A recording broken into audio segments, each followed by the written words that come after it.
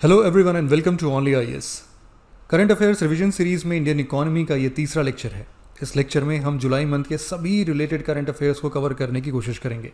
अगर आप यूपीएससी या किसी भी स्टेट पीसीएस एग्जाम के लिए थोड़ा भी सीरियस हैं तो हमारे Telegram channel only IAS nothing else को ज़रूर से ज्वाइन करिए।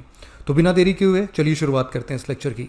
इस सेशन का first important article financial stability report के बारे में है। आरबीआई ने अभी हाल ही में इस रिपोर्ट को रिलीज किया। ये एक बाई एनुअल रिपोर्ट है।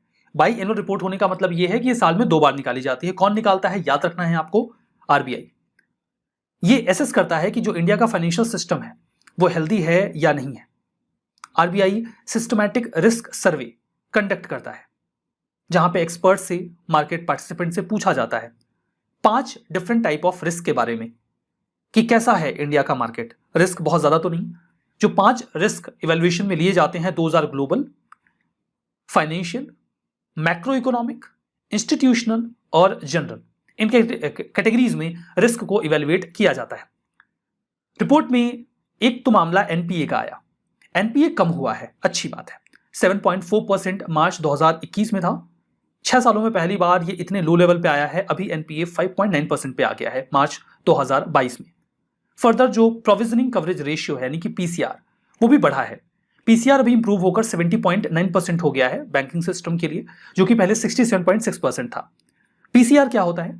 पीसीआर वो अमाउंट ऑफ मनी होती है जिसे कोई भी बैंक एक किनारे रख देता है कि अगर उन्होंने जो बैड लोन दिया है, जो ऐसा लोन है जिसकी रिकवरी आसानी से नहीं हो जाएगी, तो हम उसे कंपनसेट कैसे करेंगे। तो उसे कंपनसेट करने के लिए जो अमाउंट इस्तेमाल किया जाता है वो पीसीआर में रखा जाता है, प्रोविजनिंग कवरेज रेशियो में। इन जनरल अगर पीसीआर 70% के ऊपर है तो बैंकिंग सिस्टम में जो एक्टिविटीज है उन्हें हेल्दी माना जाता है, और अगर 70% के नीचे गया तो कहते हैं कि अब गड़बड़ी है, मतलब अगर नुकसान होता है बैंक्स को तो वो अच्छे से कंपनसेट नहीं कर पाएंगे। इट्स ग्रेट कि अभी जो पीसीआर है वो 70.9% चला गया है, मतलब कि अभी जो सिचुएशंस हैं वो मोर एंड लेस बढ़िया है। हमारा next article financial services institutions bureau के बारे में है, एफएसआईबी। बैंक बोर्ड ब्यूरो काफी ज्यादा न्यूज में रहा है। बैंक बोर्ड ब्यूरो के ऊपर यूपीएससी ने 2 बार क्वेश्चन पूछा, एक बार 2019 में और दूसरी बार तो अभी इसी साल 2019 में। जो बैंक बोर्ड ब्यूरो के ऊपर क्वेश्चन पूछा गया था वो ये था, chairman of public sector banks are selected by. कौन सेलेक्ट करता है? और सही जवाब बिल्कुल साधारण सा था, ए, बैंक बोर्ड ब्यूरो। 2022 में जो प्रश्न आया वो ये था कि बैंक बोर्ड ब्यूरो के रेफरेंस में कुछ स्टेटमेंट है आपके सामने। पहला था कि आरबीआई के गवर्नर चेयरमैन होते हैं बैंक बोर्ड ब्यूरो के।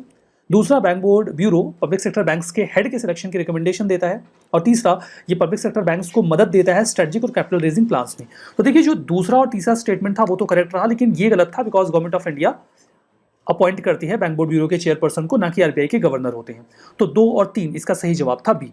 तो कुल मिला के बैंक बोर्ड ब्यूरो काफी ज्यादा हाईलाइटेड रहा 2016 में जब बनाया गया तभी से, और उसके बाद यूपीएससी ने इस बार 2 बार प्रश्न भी पूछा, लेकिन अब हम इसे बंद कर रहे हैं। बैंक बोर्ड ब्यूरो को रिप्लेस कर दिया जाएगा एफएसआईबी के द्वारा, फाइनेंशियल सर्विसेज इंस्टीट्यूशन ब्यूरो के द्वारा।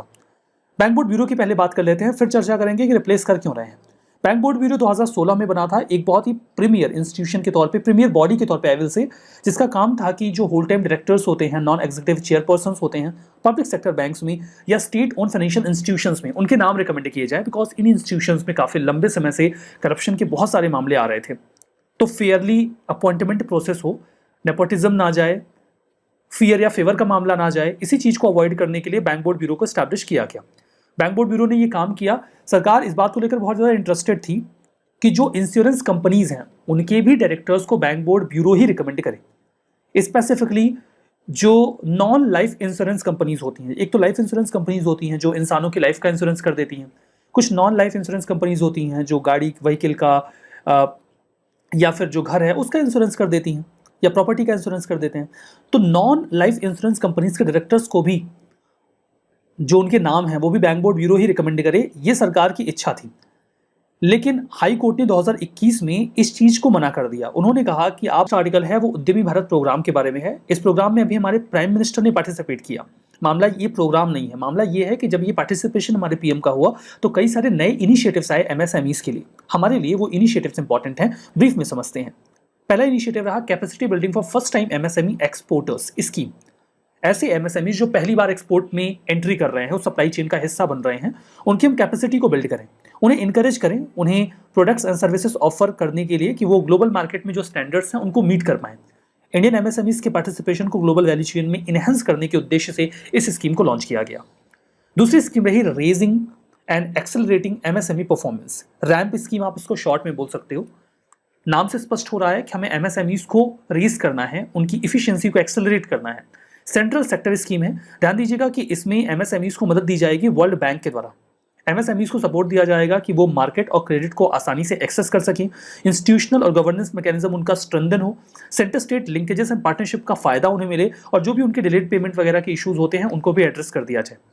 Prime minister's employment generation programme PMEGP, इसे भी शुरू किया गया। इसके माध्यम से जो यंगस्टर्स हैं हम उनमें माइक्रो एंटरप्राइज स्टैब्लिश करने को लेकर असिस्टेंस देंगे, मदद देंगे, और ये मदद देने का काम केवाईसी की ओर से किया जाएगा। Khadi and village industries commission के द्वारा यही इसकी नोडल बॉडी होंगे।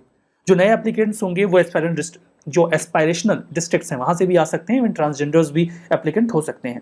प्रोजेक्ट में जो असिस्टेंस दिया जाता था वो मैन्युफैक्चरिंग सेक्टर के लिए 25 लाख था पहले, उसे बढ़ा के 50 लाख कर दिया, और सर्विसेज सेक्टर में 10 लाख तक का असिस्टेंस मिलता था, अब वो 20 लाख का हो गया है। फिर MSME idea hackathon 2022।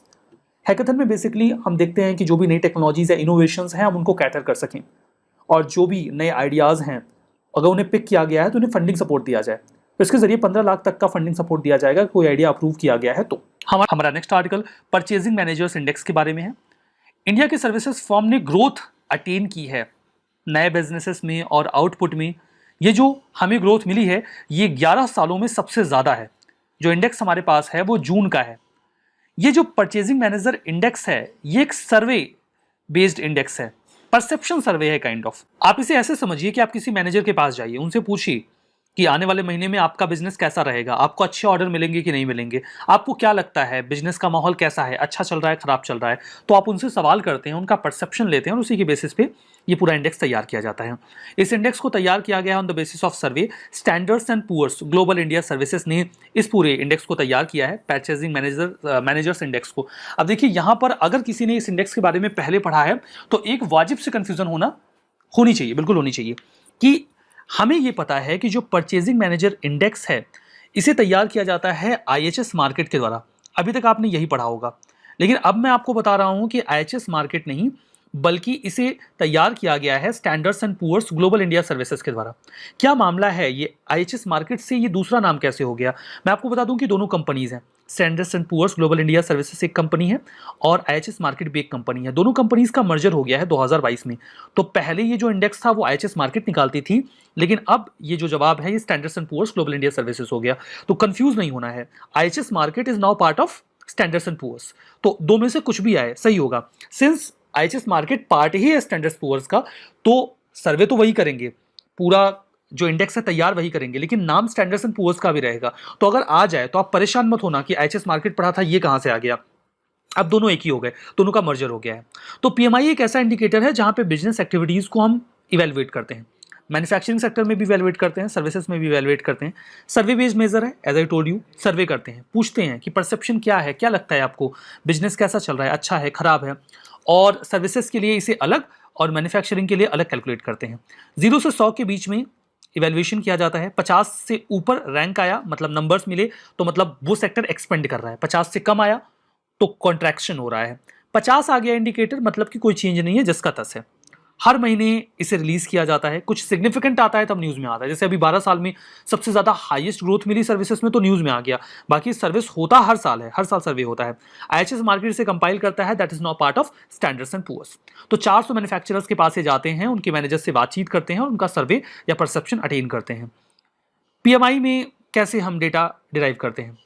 Qualitative questions पूछे जाते हैं। आई टोल्ड यू कि ये क्वांटिटेटिव इंडेक्स नहीं है, बहुत ऑब्जेक्टिव या डेटा बेस्ड चीजें आपको नहीं मिलेंगे। इट्स काइंड ऑफ परसेप्शन सर्वे।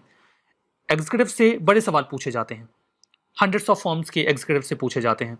आपको क्या लगता है आउटपुट, नए ऑर्डर्स, बिजनेस एक्सपेक्टेशंस को लेकर, एम्प्लॉयमेंट को लेकर, क्या ये चीज़ें स्ट्रॉन्गर होंगी पिछले महीने की तुलना में इस महीने या फिर खराब होंगी? ये सारे सवाल उनसे पूछ के इवेल्युएशन किया जाता है। देखिए यहाँ पे एक प्रश्न 2008 का है, what does S&P 500 relate to? इसका क्या मतलब है, ये किससे संबंधित है? तो सही जवाब डी था, ये इंडेक्स तैयार करता है बड़ी कंपनीज के स्टॉक्स का। हमारा नेक्स्ट आर्टिकल सर्विस चार्जेस के बारे में है। सेंट्रल कंज्यूमर प्रोटेक्शन अथॉरिटी ने हाल ही में अनाउंस किया 5 गाइडलाइन, जिसके माध्यम से अनफेयर ट्रेड प्रैक्टिसेस को रोका जाएगा और कंज्यूमर के इंटरेस्ट को प्रोटेक्ट किया जाएगा कि जो होटल्स हैं, रेस्टोरेंट्स हैं, वो जबरदस्ती कोई सर्विस चार्ज ना लेवी करें।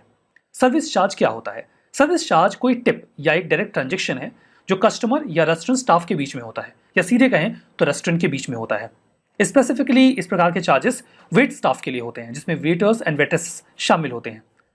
ये फी कलेक्ट की जाती है जो सर्विसेज दी जा रही हैं होटल या रेस्टोरेंट के द्वारा या किसी भी अन्य सर्विस प्रोवाइडर के द्वारा उसके बदले में।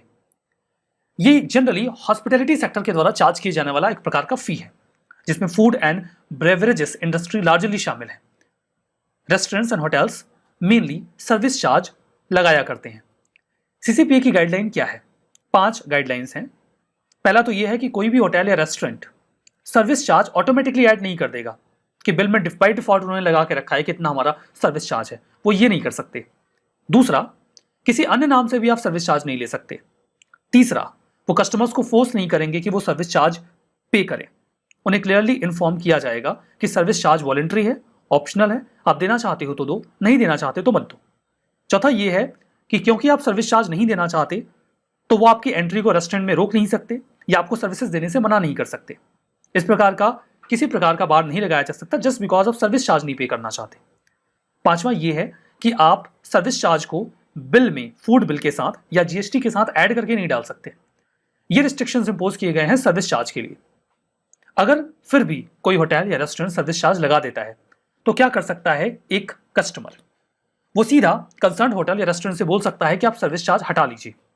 उसके बाद भी अगर वो नहीं हटाते तो वो कंप्लेन लॉन्च कर सकता है नेशनल कंज्यूमर हेल्पलाइन पे, जिसके लिए उन्हें डायल करना होगा 1915 1915, या फिर वो ऐसी कंप्लेन एनसीएच के मोबाइल ऐप से भी कर सकते हैं। क्या है ये सीसीपीए? सीसीपीए एक स्टैच्यूटरी बॉडी है जिसे 2020 में कंज्यूमर प्रोटेक्शन एक्ट के तहत बनाया गया। 2019 का ये जो एक्ट है, फंडामेंटल काम वही है, कंज्यूमर्स के राइट्स को प्रोटेक्ट करना, प्रमोट करना, एनफोर्स करना। कोई मामला आता है तो इन्वेस्टिगेट करें, प्रोसिक्यूट करें, जिसने ये नियम को वायलेट किया है उसे पनिश किया जाए। 2019 का जो एक्ट है उसके सेक्शन 18 का इस्तेमाल करके ये बॉडी अपने सारे कामकाज देखती है।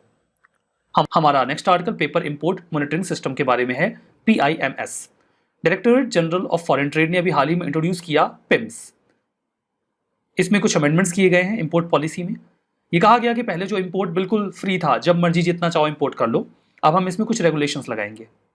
एक कंपल्सरी रजिस्ट्रेशन करना होगा अंडर PIMS अगर कोई भी पेपर का इंपोर्ट करना चाहता है तो, मतलब पेपर का इंपोर्ट अब अंडर रेगुलेशन होगा, स्ट्रिक्ट रेगुलेशन। ऐसा क्यों? क्योंकि इंडिया में भी कई सारे पेपर मैन्युफैक्चरर्स हैं। अगर हम बहुत सारा पेपर का इंपोर्ट दूसरे देशों से ही करेंगे तो इंडिया में जो पेपर मैन्युफैक्चरर्स हैं वो इंसेंटिवाइज कैसे होंगे? इस सिस्टम को लॉन्च किया गया है directorate general of foreign trade DGFT के द्वारा।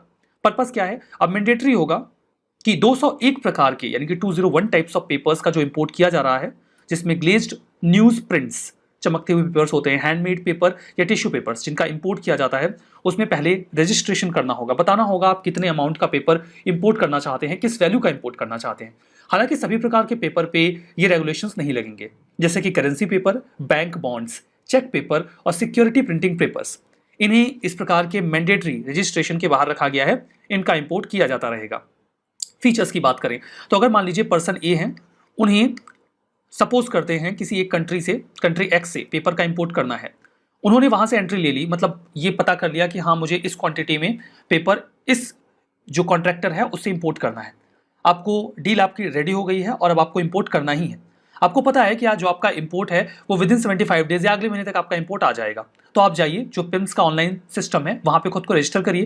रजिस्टर करते वक्त 500 रुपये की आपको फीस पे करनी होगी। आपको ध्यान देना होगा कि जब आप खुद को रजिस्टर करें तो रजिस्ट्रेशन जो है 500 रुपये का, ये केवल 75 डेज तक ही वैलिड रहेगा। तो विदिन 75 डेज आपका ट्रांजेक्शन कंप्लीट हो जाए।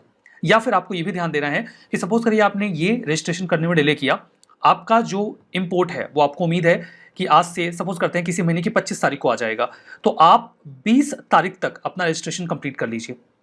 इंपोर्ट आने के 5 दिन पहले तक आपको कंपल्सरी रजिस्ट्रेशन करना होगा, उसके बाद आप नहीं कर पाएंगे। और एक बार रजिस्ट्रेशन आपने किया 75 डेज तक वैलिड रहेगा। और एक रजिस्ट्रेशन नंबर से आप जो भी आपके पास वैल्यू अप्रूव की गई है उसमें कई सारे बिल्स में इंपोर्ट कर सकते हैं, कई सारे कंसाइनमेंट मंगा सकते हैं। ऑटोमेटिक रजिस्ट्रेशन नंबर होगा जिसके जरिए आप मल्टीपल कंसाइनमेंट बिल एंट्री तैयार कर सकते हैं।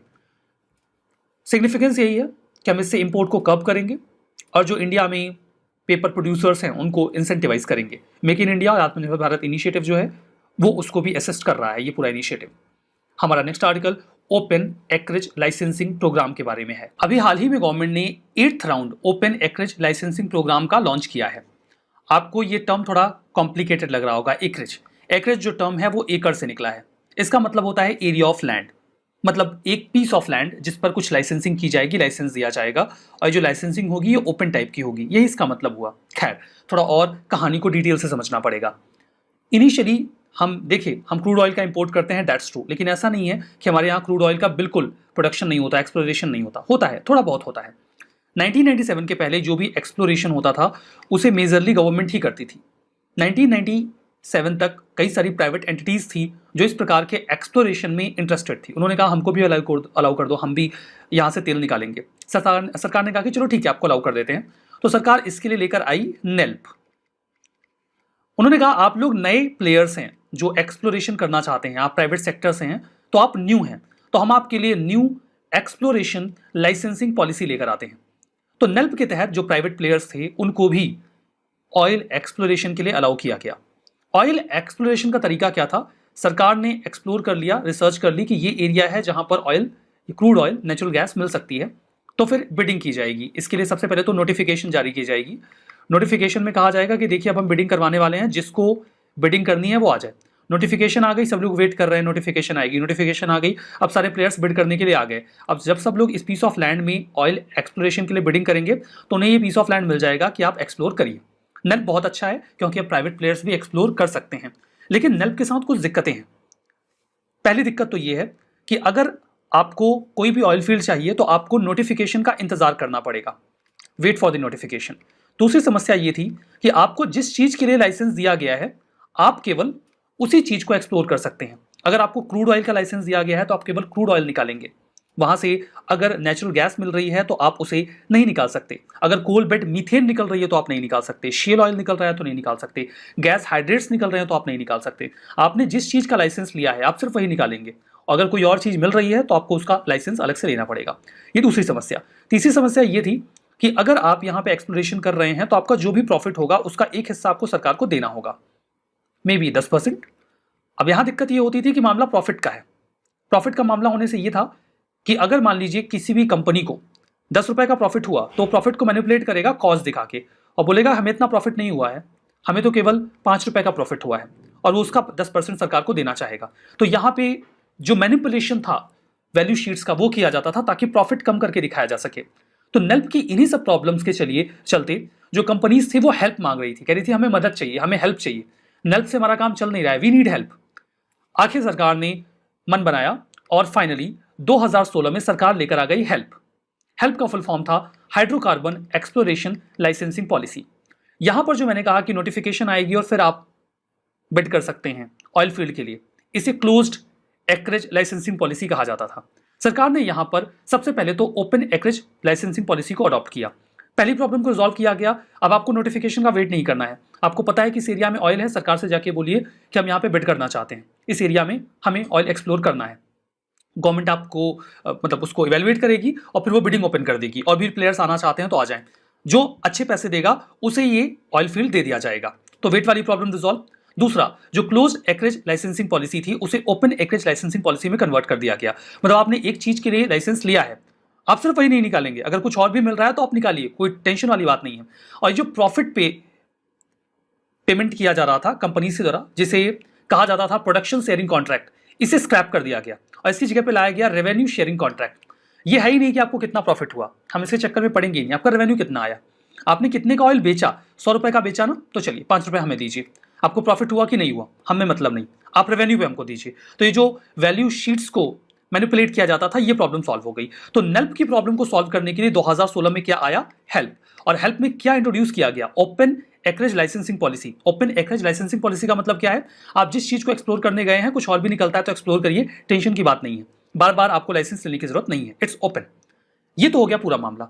कई राउंड में लाइसेंसिंग प्रोग्राम चलाए जाते हैं, 8वां राउंड अभी हुआ तो ये न्यूज में आया, आपको सब समझ में आ गया। वैसे इसे इस उद्देश्य से लॉन्च किया गया था ताकि जो हमारा ऑयल इंपोर्ट है, हाइड्रोकार्बन इंपोर्ट है, हम उसे 2022 तक 10% तक रिड्यूस कर दें और इंडिया में ही ऑयल और गैस के प्रोडक्शन को हम बूस्ट करें।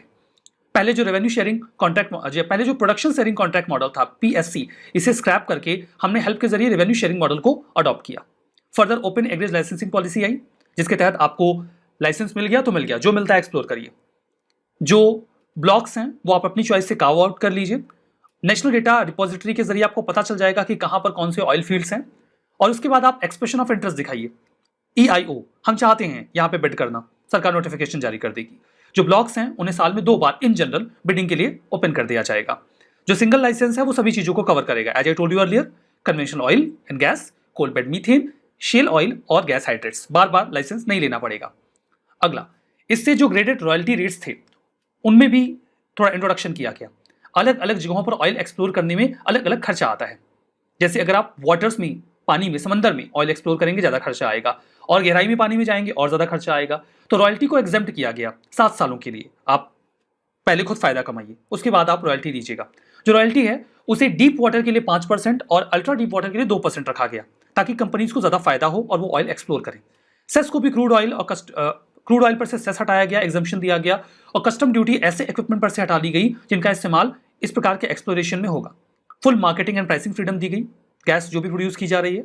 फर्दर, अगर किसी ने गैस का प्रोडक्शन स्टार्ट किया है और वो आगे भी एक्सटेंशन चाहता है लाइसेंस का, तो 8 साल तक का एक्सटेंशन दे दिया जाएगा ऑनलैंड। शैलो वाटर में 10 साल तक का, मैं यहां पर देखिए 8 साल ऑनलैंड और शैलो वाटर के लिए, और 10 साल का एक्सटेंशन मिल सकता है डीप वाटर या फ्रंटियर एरियाज के लिए।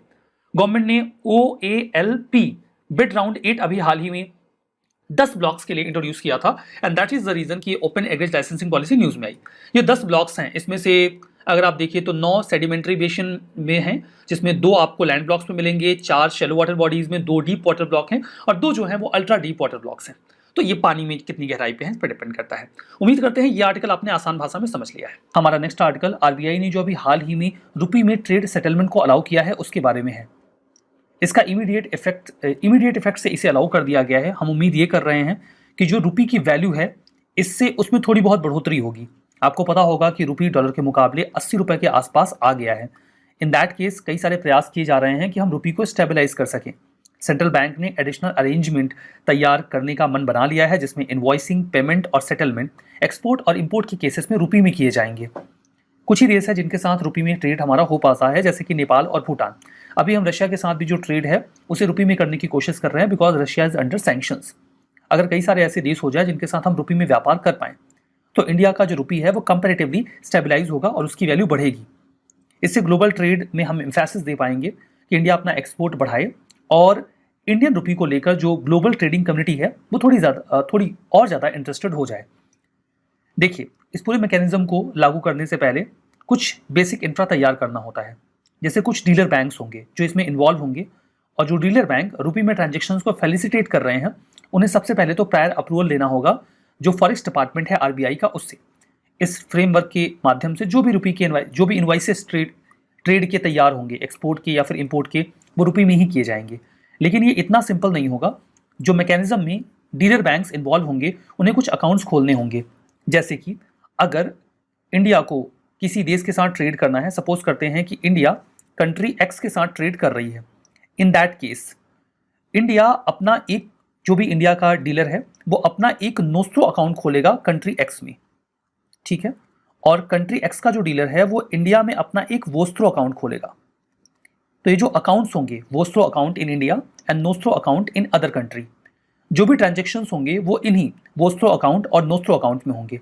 ये अकाउंट बैंक्स में होंगे जो इस प्रकार के स्पेसिफिक ट्रांजेक्शन्स के लिए ही खोले जाएंगे। इसके माध्यम से हम रुपी में किसी अन्य देश के साथ ट्रेड कर पाएंगे। नेशनल रिसोर्स अकाउंटिंग हमारा नेक्स्ट आर्टिकल है। Government accounting standards advisory board ने अभी हाल ही में नेशनल रिसोर्स अकाउंटिंग को लॉन्च किया है, ताकि इंडिया में जो नेचुरल रिसोर्स है उनको आसानी से ट्रैक किया जा सके। इंडिया में आखिर कितना नेचुरल रिसोर्स है, उसे किस तरीके से यूटिलाइज किया जा रहा है, इसकी प्रॉपर अकाउंटिंग ज़रूरी है, ताकि हम इकोनॉमिक तरीके से उसका इस्तेमाल कर पाएँ। जो कैग है, कंट्रोलर एंड ऑडिटर जनरल, ये उनका इनिशिएटिव है। गैसेप के बारे में पहले बता देता हूं तो आर्टिकल और अच्छे से समझ में आएगा। गैसेप को 2002 में स्टैब्लिश किया गया था कैग के द्वारा। मदद मिली उन्हें मिनिस्ट्री ऑफ फाइनेंस की। फंडामेंटल ऑब्जेक्टिव ये था कि गवर्नमेंट अकाउंटिंग सभी चीज़ों की हो और ढंग से हो, और जब गवर्नमेंट अकाउंटिंग बाकी चीज़ों की हो रही है तो जो हमारे पास नेचुरल रिसोर्स हैं उनकी प्रॉपर अकाउंटिंग क्यों ना की जाए। इसीलिए इस संस्था को बनाया गया, गैसेप को, इस बोर्ड को बनाया गया, और इसकी चेयरमैनशिप दे दी गई डिप्यूटी कैग को।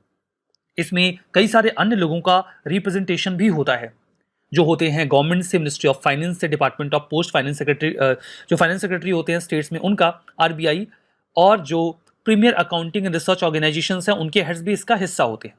तो आपने देखा कि भारत में जो मिनरल्स हैं, नेचुरल रिसोर्सेस हैं, उनकी अकाउंटिंग बेटर हो, इसीलिए कैग ने इस इनिशिएटिव को स्टार्ट किया और अभी हाल ही में उन्होंने नेचुरल रिसोर्स अकाउंटिंग को रिफाइन किया। गैसअप जो है ये इस कॉन्सेप्ट पर बेस्ड है कि हम नेचुरल रिसोर्स की प्रॉपर अकाउंटिंग करें, शॉर्ट टर्म, मीडियम टर्म और लॉन्ग टर्म गोल्स के साथ। जो भी एसेट्स हमारे पास अवेलेबल हैं हम उनका प्रॉपर डेटा रखें, जो रिन्यूएबल हैं और जो नॉन रिन्यूएबल हैं उनका, मोर इंपॉर्टेंटली हमें जो नॉन रिन्यूएबल सोर्सेस हैं उन पर फोकस करना होगा, क्योंकि वो खत्म हो जाएंगे, फर्दर वो हमारे एनवायरमेंट को नुकसान भी ज्यादा पहुंचाते हैं। 28 स्टेट्स और यूटीज, जिसमें जम्मू एंड कश्मीर यूटी भी शामिल है, 28 स्टेट्स और जम्मू एंड कश्मीर का जो यूटी है उन्होंने अपना एसेट अकाउंट तैयार कर लिया है 2020-21 के लिए। जो एसेट अकाउंट है इसमें 34 मेजर मिनरल्स, 58 माइनर मिनरल्स और फॉसिल फ्यूल्स का पूरा डेटा कैलकुलेट किया गया है। जब ये डेटा कलेक्ट किया गया है तो हमने जो गाइडलाइंस सिया की हैं, यानी कि system of environmental economic accounting central framework, उसका ध्यान में रखा कि जैसे सिया में बातें बताई गई हैं हम वैसे ही अपनी अकाउंटिंग तैयार करें, वैसे ही अकाउंट को मेंटेन करें। अब भला ये सिया क्या है? सिया एक्चुअली में यूएन का एक फ्रेमवर्क है। यूनाइटेड नेशंस ने फ्रेमवर्क को 2012 में तैयार किया था और कहा था कि जब भी आप नेचुरल रिसोर्स की अकाउंटिंग करें तो ये गाइडलाइंस आप ध्यान में रखिएगा। तो उसी गाइडलाइन को ध्यान में रख के हमने अपने यहाँ नेचुरल रिसोर्स की अकाउंटिंग को शुरू कर दिया। तो चलिए हमारा next article external commercial borrowing के बारे में है। आरबीआई ने एक्सटर्नल कमर्शियल बोरोइंग यानी कि ईसीबी को लेकर नॉर्म्स में थोड़ी सहूलियत दी है। इसका बेसिक ऑब्जेक्टिव गिरते हुए रुपए को रिवाइव करवाना है।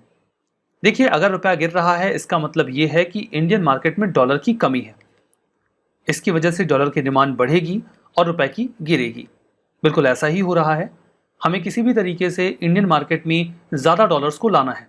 जब हम ज़्यादा डॉलर्स को इंडियन मार्केट में लेकर आएंगे तो डॉलर की जो वैल्यू है वो गिरनी शुरू हो जाएगी, क्योंकि इसकी सप्लाई बढ़ जाएगी। उसके रिजल्टेंट रुपए जो बहुत तेजी से स्लाइड करके नीचे आ रहा है वो थोड़ा बहुत ऊपर जा सकता है। And that is the reason कि जो एक्सटर्नल कमर्शियल बोरोइंग है उसमें भी रिलैक्सेशन दे दिया गया है। क्या है ये एक्सटर्नल कमर्शियल बोरोइंग? नाम से आपको समझ में आ रहा होगा, ये एक कमर्शियल बोरोइंग है। मतलब जो कमर्शियल एंटिटी हैं वो बोरो कर सकती हैं, उधार ले सकती हैं, और यहाँ पे मामला एक्सटर्नल का है, यानी कि वो देश के बाहर से उधार ले सकते हैं। तो जो एक्सटर्नल कमर्शियल बोरोइंग होती है इसमें कोई भी जो एलिजिबल रेसिडेंट एंटिटीज होती हैं जो इंडिया में बेस्ड हैं वो फंड्स रेज कर सकते हैं भारत के बाहर किसी रिकॉग्नाइज्ड नॉन रेसिडेंट एंटिटीज से जो भारत में बेस्ड नहीं है।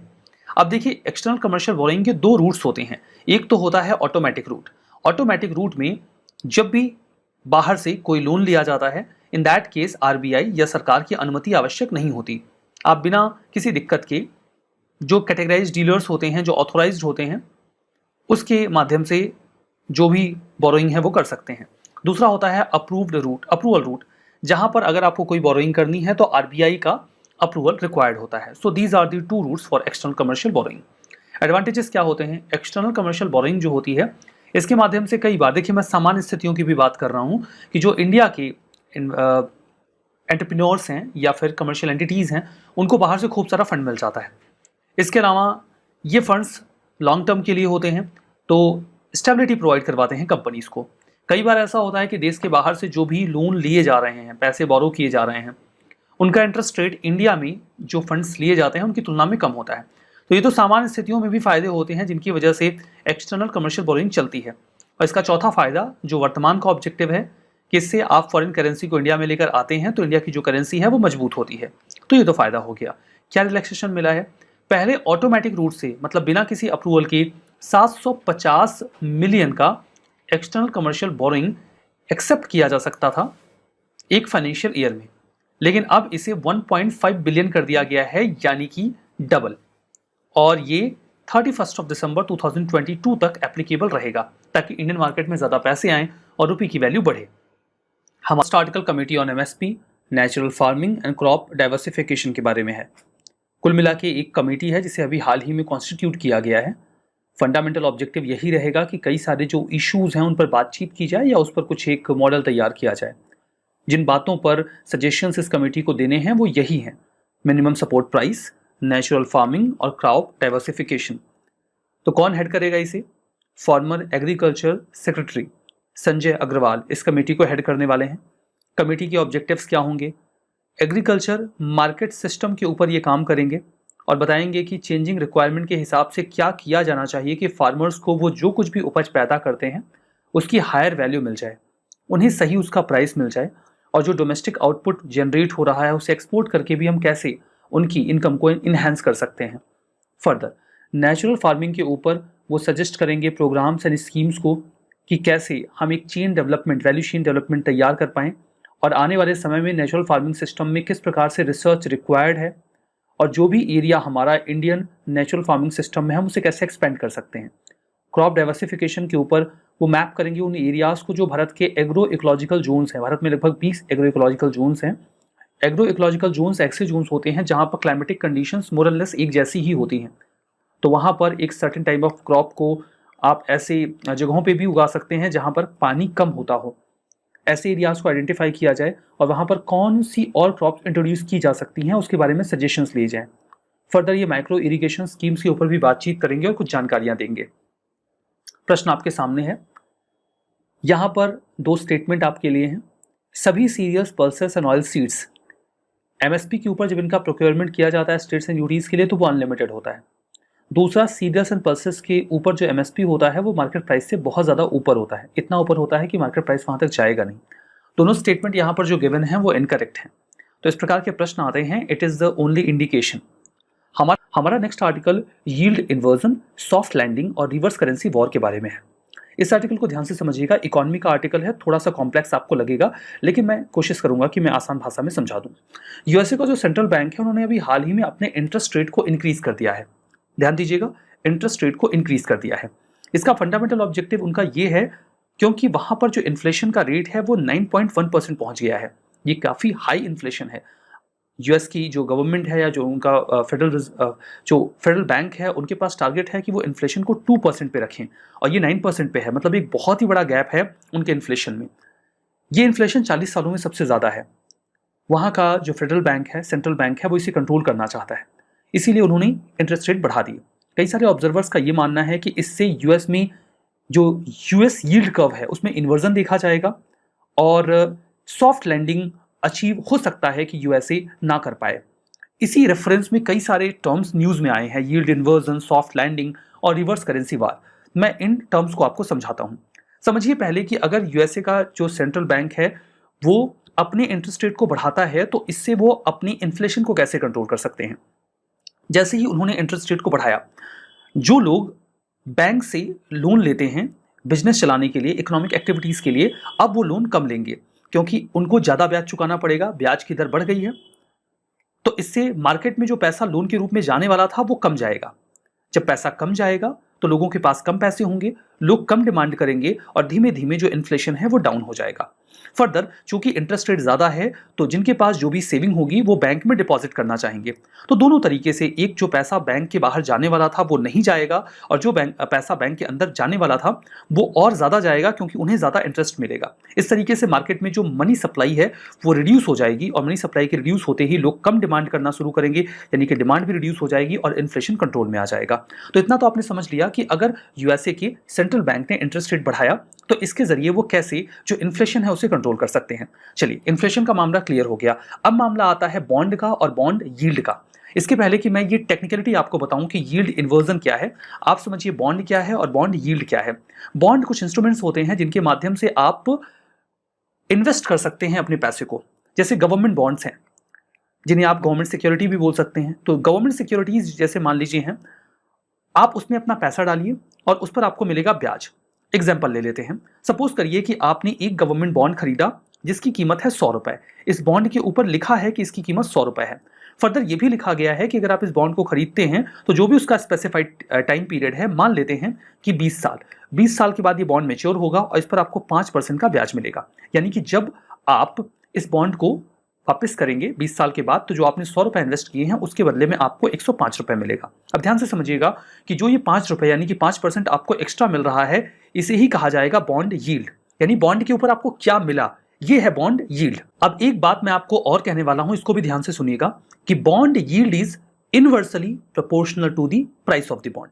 इसका मतलब क्या है? इसका मतलब यह है कि अगर बॉन्ड की जो कीमत है वो गिरती है तो जो बॉन्ड यील्ड है वो बढ़ जाएगी। बॉन्ड के अगर प्राइसेस गिरेंगे तो जो बॉन्ड यील्ड है वो बढ़ जाएगी, और अगर बॉन्ड के जो प्राइसेस हैं वो बढ़ेंगे, बॉन्ड का प्राइस बढ़ेगा, तो जो बॉन्ड यील्ड है, बॉन्ड यील्ड वो कम हो जाएगी।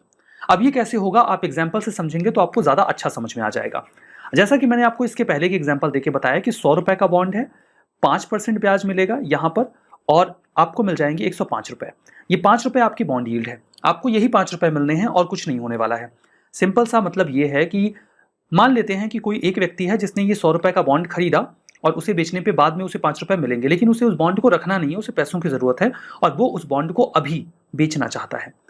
तो उस बॉन्ड को वो कम दाम में बेचने को तैयार है। वो उस बॉन्ड को मार्केट में किसी व्यक्ति को 90 रुपए में बेच देता है। वो उस बॉन्ड को 90 रुपए में बेचेगा, लेकिन उस बॉन्ड की कीमत तो 100 रुपए ही है, और जब वो मैच्योर होगा तो उस पर 105 रुपए ही मिलेंगे। मतलब जो व्यक्ति है वो 90 रुपए में बॉन्ड खरीद रहा है, उसे 5 रुपए की बजाय 15 रुपए एक्स्ट्रा मिलने वाले हैं। क्या मतलब हुआ? बॉन्ड के प्राइस जैसे ही कम हुए, जो बॉन्ड यील्ड है वो बढ़ गई। जो बॉन्ड यील्ड पहले 5 रुपए थी वो 15 रुपए हो गई। अभी भी 105 ही रुपए दाम है उसका, ब्याज मिलने के बाद भी, लेकिन फिर भी आपको 15 मिल रहे हैं क्योंकि दाम गिर गया बॉन्ड का। सिंपली इसी को इन्वर्स कर दीजिए आप। बॉन्ड की डिमांड बहुत ज्यादा है, सभी लोग उस बॉन्ड को खरीदना चाहते हैं। किसी व्यक्ति ने 100 रुपए में इसको खरीदा था, उसने कहा अगर आपको चाहिए तो आप मुझे 102 रुपए दीजिए। आपने 102 रुपए उसके दे दिए। अब आपको कितना मिलेगा? 105 ही मिलेगा। मतलब आपको अब केवल 3 रुपए का फायदा होने वाला है। बॉन्ड के प्राइस जैसे ही बढ़े, बॉन्ड की यील्ड गिर गई। सब कुछ फिक्स है, 100 रुपए का ही बॉन्ड है, 105 रुपए में ही बिकेगा, 5% का ही ब्याज मिल रहा है, लेकिन बॉन्ड यील्ड बदल रही है बॉन्ड के प्राइस के कंपैरिजन में। It's all about demand and supply. अब इतनी बात अगर आप समझ गए तो एक और बात मैं आपको समझाता हूं कि इकोनॉमी का बॉन्ड यील्ड पर इंपैक्ट कैसे होता है। इकोनॉमी आपको पता है परसेप्शन पे वर्क करती है, लोग कैसा परसीव कर रहे हैं इकोनॉमी को, इस तरीके से भी बॉन्ड यील्ड प्रभावित होती है। सपोज करते हैं कि पर्सन ए है, उसे ऐसा लगता है कि जो इकोनॉमी है वो इस समय बहुत बढ़िया चल रही है, मतलब इस समय मैं कहीं भी इन्वेस्ट करूंगा तो मुझे ज्यादा रिटर्न मिलेगा। वो व्यक्ति हमेशा शॉर्ट टर्म वाली इन्वेस्टमेंट करना पसंद करेगा। मतलब या तो वो 2 साल में मैच्योर होने वाला बॉन्ड खरीद लेगा, या फिर वो स्टॉक्स में अपने पैसे लगा देगा। इन दैट केस जो शॉर्ट टर्म इन्वेस्टमेंट है वो बढ़ जाएगा, और जो बॉन्ड्स जिनमें लॉन्ग टर्म में रिटर्न मिलने वाला है 20 सालों में, 30 सालों में, वो बॉन्ड्स अब वो बेचना शुरू कर देगा जो उसके पास पहले हैं, क्योंकि वो उसमें से पैसे निकाल के अपने पैसे शॉर्ट टर्म इन्वेस्टमेंट में डालेगा। वो केस जब वो अपने लॉन्ग टर्म के बॉन्ड्स बेचना शुरू कर देगा, क्योंकि उसे शॉर्ट टर्म में इन्वेस्टमेंट करना है, क्योंकि उसे ऐसा लगता है कि इकोनॉमी बहुत अच्छा काम कर रही है। तो जब शॉर्ट टर्म में पैसे इन्वेस्ट करने के लिए वो लॉन्ग टर्म के बॉन्ड्स बेचेगा, तो लॉन्ग टर्म के बॉन्ड्स बहुत ज्यादा बिकने लग जाएंगे, यानी कि वो सप्लाई में बहुत ज्यादा आ जाएंगे। हो सकता है उतने लोग उसे खरीदने वाले ना हो। इन दैट केस क्या होगा कि जो बॉन्ड के प्राइसेस हैं वो गिर जाएंगे। वही बात कि लोग कहेंगे 90 रुपए में देना है तो दे दो, क्योंकि बहुत सारे लोग बॉन्ड बेचना चाहते हैं, क्योंकि इकोनॉमी प्रेजेंट में अच्छा काम कर रही है। इस समय क्या होगा कि जो बॉन्ड की कीमत है वो गिरेगी, और जब बॉन्ड की कीमत गिरेगी तो बॉन्ड यील्ड बढ़ जाएगी। अब आप इस चीज को इकोनॉमी से रिलेट करिए। अगर इकोनॉमी बहुत अच्छा परफॉर्म कर रही है तो बॉन्ड यील्ड बढ़ जाती है। समझ रहे हैं ना कैसे? अगर इकोनॉमी बहुत अच्छा परफॉर्म कर रही है तो बॉन्ड यील्ड बढ़ जाती है। अगर बॉन्ड की यील्ड बढ़ रही है, आप ये समझ जाइए कि इकोनॉमी इस समय अच्छा परफॉर्म कर रही है। ये इंडिकेटर्स हैं। और ये साइकिल कैसे चलती है? क्योंकि जिनके पास लॉन्ग टर्म के बॉन्ड्स हैं वो उसे बेचेंगे, शॉर्ट टर्म में इन्वेस्ट करना चाहेंगे, और इस वजह से जो बॉन्ड्स के प्राइसेस हैं वो गिर जाएंगे और बॉन्ड यील्ड बढ़ जाएगी। तो आप लिंक सीधा यहां इकोनॉमिक एक्टिविटी को बॉन्ड यील्ड से करिए। अगर कोई भी व्यक्ति, मतलब अगर आपको ये पता चल गया कि बॉन्ड यील्ड इस समय बढ़ रही है, तो आप ये समझिए कि शॉर्ट टर्म में इकोनॉमी बहुत अच्छा काम कर रही है। तो ये तो मतलब हो गया बॉन्ड यील्ड का इकोनॉमी से रिलेशन। इसी चीज को रिवर्स करिए। मान लेते हैं कि इकोनॉमी अच्छी नहीं चल रही है, अच्छा परफॉर्म नहीं कर रही है, तो पर्सन ए है, उसको पता है वो अपने शॉर्ट टर्म में जो भी बॉन्ड्स हैं, जो भी स्टॉक्स हैं, उनको बेचेगा और लॉन्ग टर्म के बॉन्ड्स खरीदना शुरू कर देगा जो 20 साल या 30 साल में मैच्योर होंगे, क्योंकि उसे लग रहा है कि अभी मैं इन्वेस्ट करूंगा तो नुकसान हो जाएगा। तो वो लॉन्ग टर्म के बॉन्ड्स खरीदना शुरू करेगा। जब वो लॉन्ग टर्म के बॉन्ड्स खरीदेगा तो लॉन्ग टर्म के बॉन्ड्स की डिमांड बढ़ जाएगी। इन दैट केस वही मामला कि 100 रुपए का बॉन्ड कोई भी कहेगा कि चाहिए तो 102 रुपए दो। इन दैट केस जो बॉन्ड यील्ड है वो गिर जाएगी। अगर बॉन्ड यील्ड गिर रही है, इसका मतलब कि इकोनॉमी रिसेशन में जा रही है। तो समझ गए आप? बॉन्ड यील्ड बढ़ रही है तो इकोनॉमी अच्छा काम कर रही है, बॉन्ड यील्ड अगर गिर रही है तो इकोनॉमी रिसेशन में जा सकती है। बॉन्ड यील्ड और उसका इकोनॉमी से रिलेशन समझाना जरूरी था ताकि मैं आपको इस टर्म को समझा सकूं, दैट इज यील्ड इन्वर्जन। इसे समझने के लिए इस ग्राफ को देखिए। इस ग्राफ में ये जो पॉइंट है ये दिखाता है कि बॉन्ड यील्ड बढ़ रही है अथवा घट रही है। इन जनरल बॉन्ड यील्ड बढ़ती है, ठीक है, लेकिन ये जो ग्राफ है ये दिखाता है बॉन्ड यील्ड का घटना। बॉन्ड यील्ड जब घटती है तो उसे बॉन्ड यील्ड का इन्वर्जन कहा जाता है। अभी क्या बोल रहे हैं, ये बोल रहे हैं कि यूएसए ने जो इंटरेस्ट रेट बढ़ाया है इससे बॉन्ड यील्ड में इन्वर्जन देखने को मिलेगा। मतलब ये वाला ग्राफ हमें मिलेगा। ये वाला ग्राफ मिलने का मतलब क्या है कि बॉन्ड यील्ड घटेगी। बॉन्ड यील्ड घटने का क्या मतलब होता है, वही चीज रिकॉल करिए कि लोगों को लग रहा है कि शॉर्ट टर्म में इकॉनमी अच्छा काम नहीं कर रही है तो वो लॉन्ग टर्म के बॉन्ड खरीदेंगे। लॉन्ग टर्म का बॉन्ड खरीदेंगे तो उस बॉन्ड की डिमांड बढ़ जाएगी। अब वो 102 रुपए में बिकेगा, 102 रुपए में बिकेगा और प्रॉफिट 105 का ही होना है, तो बॉन्ड यील्ड गिर गई। बॉन्ड यील्ड क्यों गिरी, क्योंकि लॉन्ग टर्म के बॉन्ड्स लोग ज्यादा खरीदना चाहते हैं। लॉन्ग टर्म के बॉन्ड्स लोग ज्यादा क्यों खरीदना चाहते हैं, क्योंकि उन्हें ऐसा लगता है कि इकॉनमी अभी अच्छा परफॉर्म नहीं कर रही है।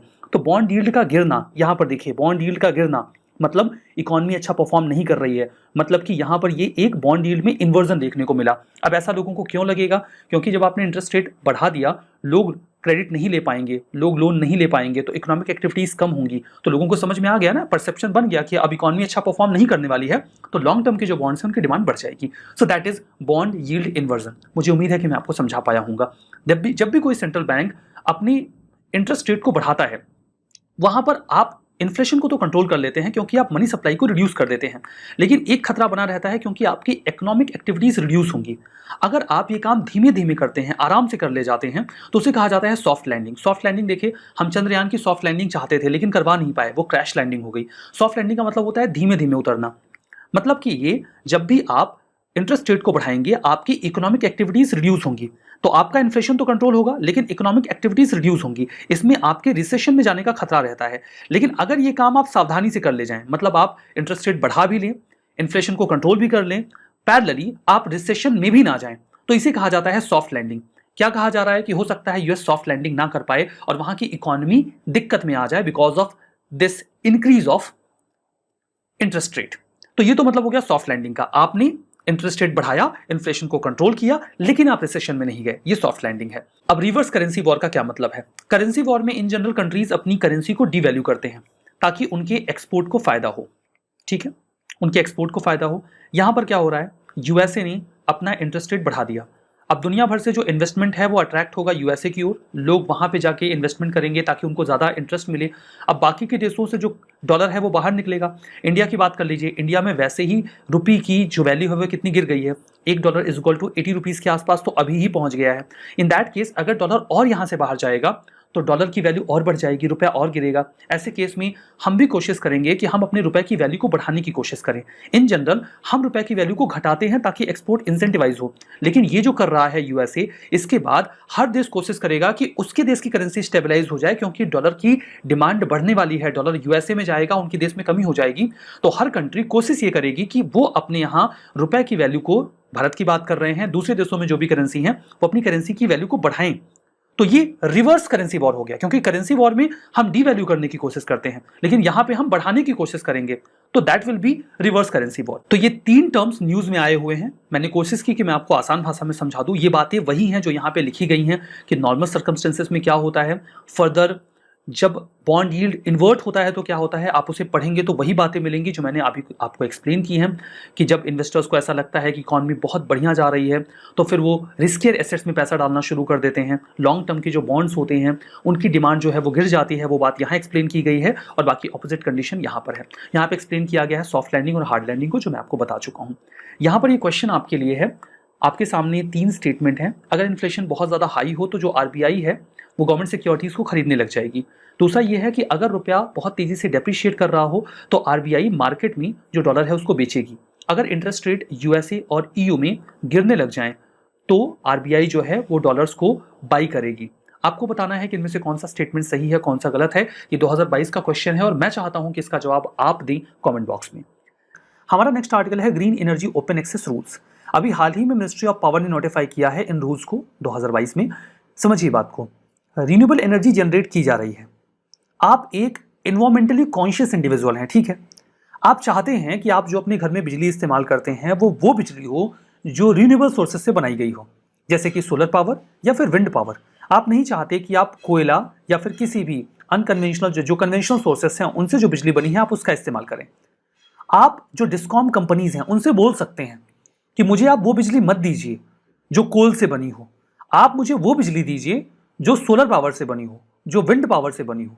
यहां पे आप ओपन एक्सेस चाहते हैं, किसकी? ग्रीन एनर्जी की। आप डिमांड कर रहे हैं डिस्कॉम कंपनी से कि आप हमें ओपन एक्सेस दीजिए ताकि हम चुन सकें कि हमें कौन सी बिजली चाहिए। नोडल एजेंसी है पोसोको। मिनिस्ट्री ऑफ पावर ने नोटिफाई किया है कि पावर सिस्टम ऑपरेशन कॉर्पोरेशन ये सेंट्रल नोडल एजेंसी होगी जो single window green energy open access system develop करेगी रीन्यूएबल एनर्जी के लिए। कोशिश ये भी की जाएगी कि जो ग्रीन एनर्जी दी जा रही है वो अफोर्डेबल हो, बहुत महंगी ना हो, रिलायबल हो और सस्टेनेबल हो, सभी लोगों को इसकी एक्सेस मिल जाए। ग्रीन ओपन एक्सेस का मतलब बिल्कुल साफ है कि आप डिमांड कर सकते हैं ग्रीन एनर्जी की। पहले देखिए, जो कोई भी ग्रीन एनर्जी की डिमांड करता था उसे कम से कम, वो मतलब कोई भी ऐसी एंटिटी हो जो कम से कम 1 मेगावाट बिजली कंज्यूम करने वाली हो, तो कंपनीज वगैरह डिमांड करती थी कि हमको ग्रीन एनर्जी दे दीजिए। क्योंकि जब आप ग्रीन एनर्जी की मांग करेंगे तो उसका एक अलग इंफ्रा डिस्कॉम कंपनी को सेटअप करना पड़ेगा, उसमें कुछ खर्चा भी आएगा, कुछ एनर्जी लगेगी, अलग इसके लिए ह्यूमन रिसोर्स इस्तेमाल करना पड़ेगा। तो इसीलिए डिस्कॉम कंपनीज चाहती थी कि जो बड़े एंटिटीज हैं वही इसकी डिमांड करें, लेकिन सरकार ने अभी कहा नहीं, जो इंडिविजुअल प्लेयर्स हैं अगर वो भी चाहते हैं कि वो ग्रीन एनर्जी का इस्तेमाल करें तो आप क्यों नहीं दोगे भाई। तो 100 किलोवाट भी अगर कोई ग्रीन एनर्जी चाहता है तो आपको देना पड़ेगा, मतलब स्मॉल कंज्यूमर्स भी मांग कर सकते हैं ग्रीन एनर्जी की। जो कंज्यूमर्स हैं वो डिमांड सप्लाई मैकेनिज्म पे वर्क करेंगे, डिस्कॉम कंपनी से कहेंगे कि हमको दीजिए ग्रीन एनर्जी, उनको देना पड़ेगा। जो ग्रीन एनर्जी का अप्रूवल है, आपने डिमांड की तो फिर डिस्कॉम कंपनी को एक्सेस देनी पड़ेगी। ये एक्सेस उन्हें 15 दिन के भीतर देनी पड़ेगी, वो देखें कि वो दे सकते हैं कि नहीं। 15 दिनों के भीतर अगर वो रिप्लाई नहीं करते हैं तो ये मान लिया जाएगा कि आपको एक्सेस मिल गई और आपको वो इंफ्रा मिलेगा जिससे आप ग्रीन एनर्जी अटेन कर सकें। कमर्शियल और इंडस्ट्रियल कंज्यूमर्स अलाउड हैं कि वो वॉलंटरी बेसिस पे ग्रीन एनर्जी की डिमांड कर सकते हैं। यहाँ पर देखिए कि यूनिफॉर्म रिन्यूएबल परचेज ऑब्लिगेशन यानी कि जो RPO है वो भी एप्लीकेबल होता है कई सारी कंपनीज के लिए। जैसे वो कंपनी जो ज़्यादा पोल्यूशन फैलाती हैं उनको ऑब्लिगेट कर दिया जाता है कि आप जो बिजली इस्तेमाल करोगे वो ग्रीन सोर्सेज से होनी चाहिए।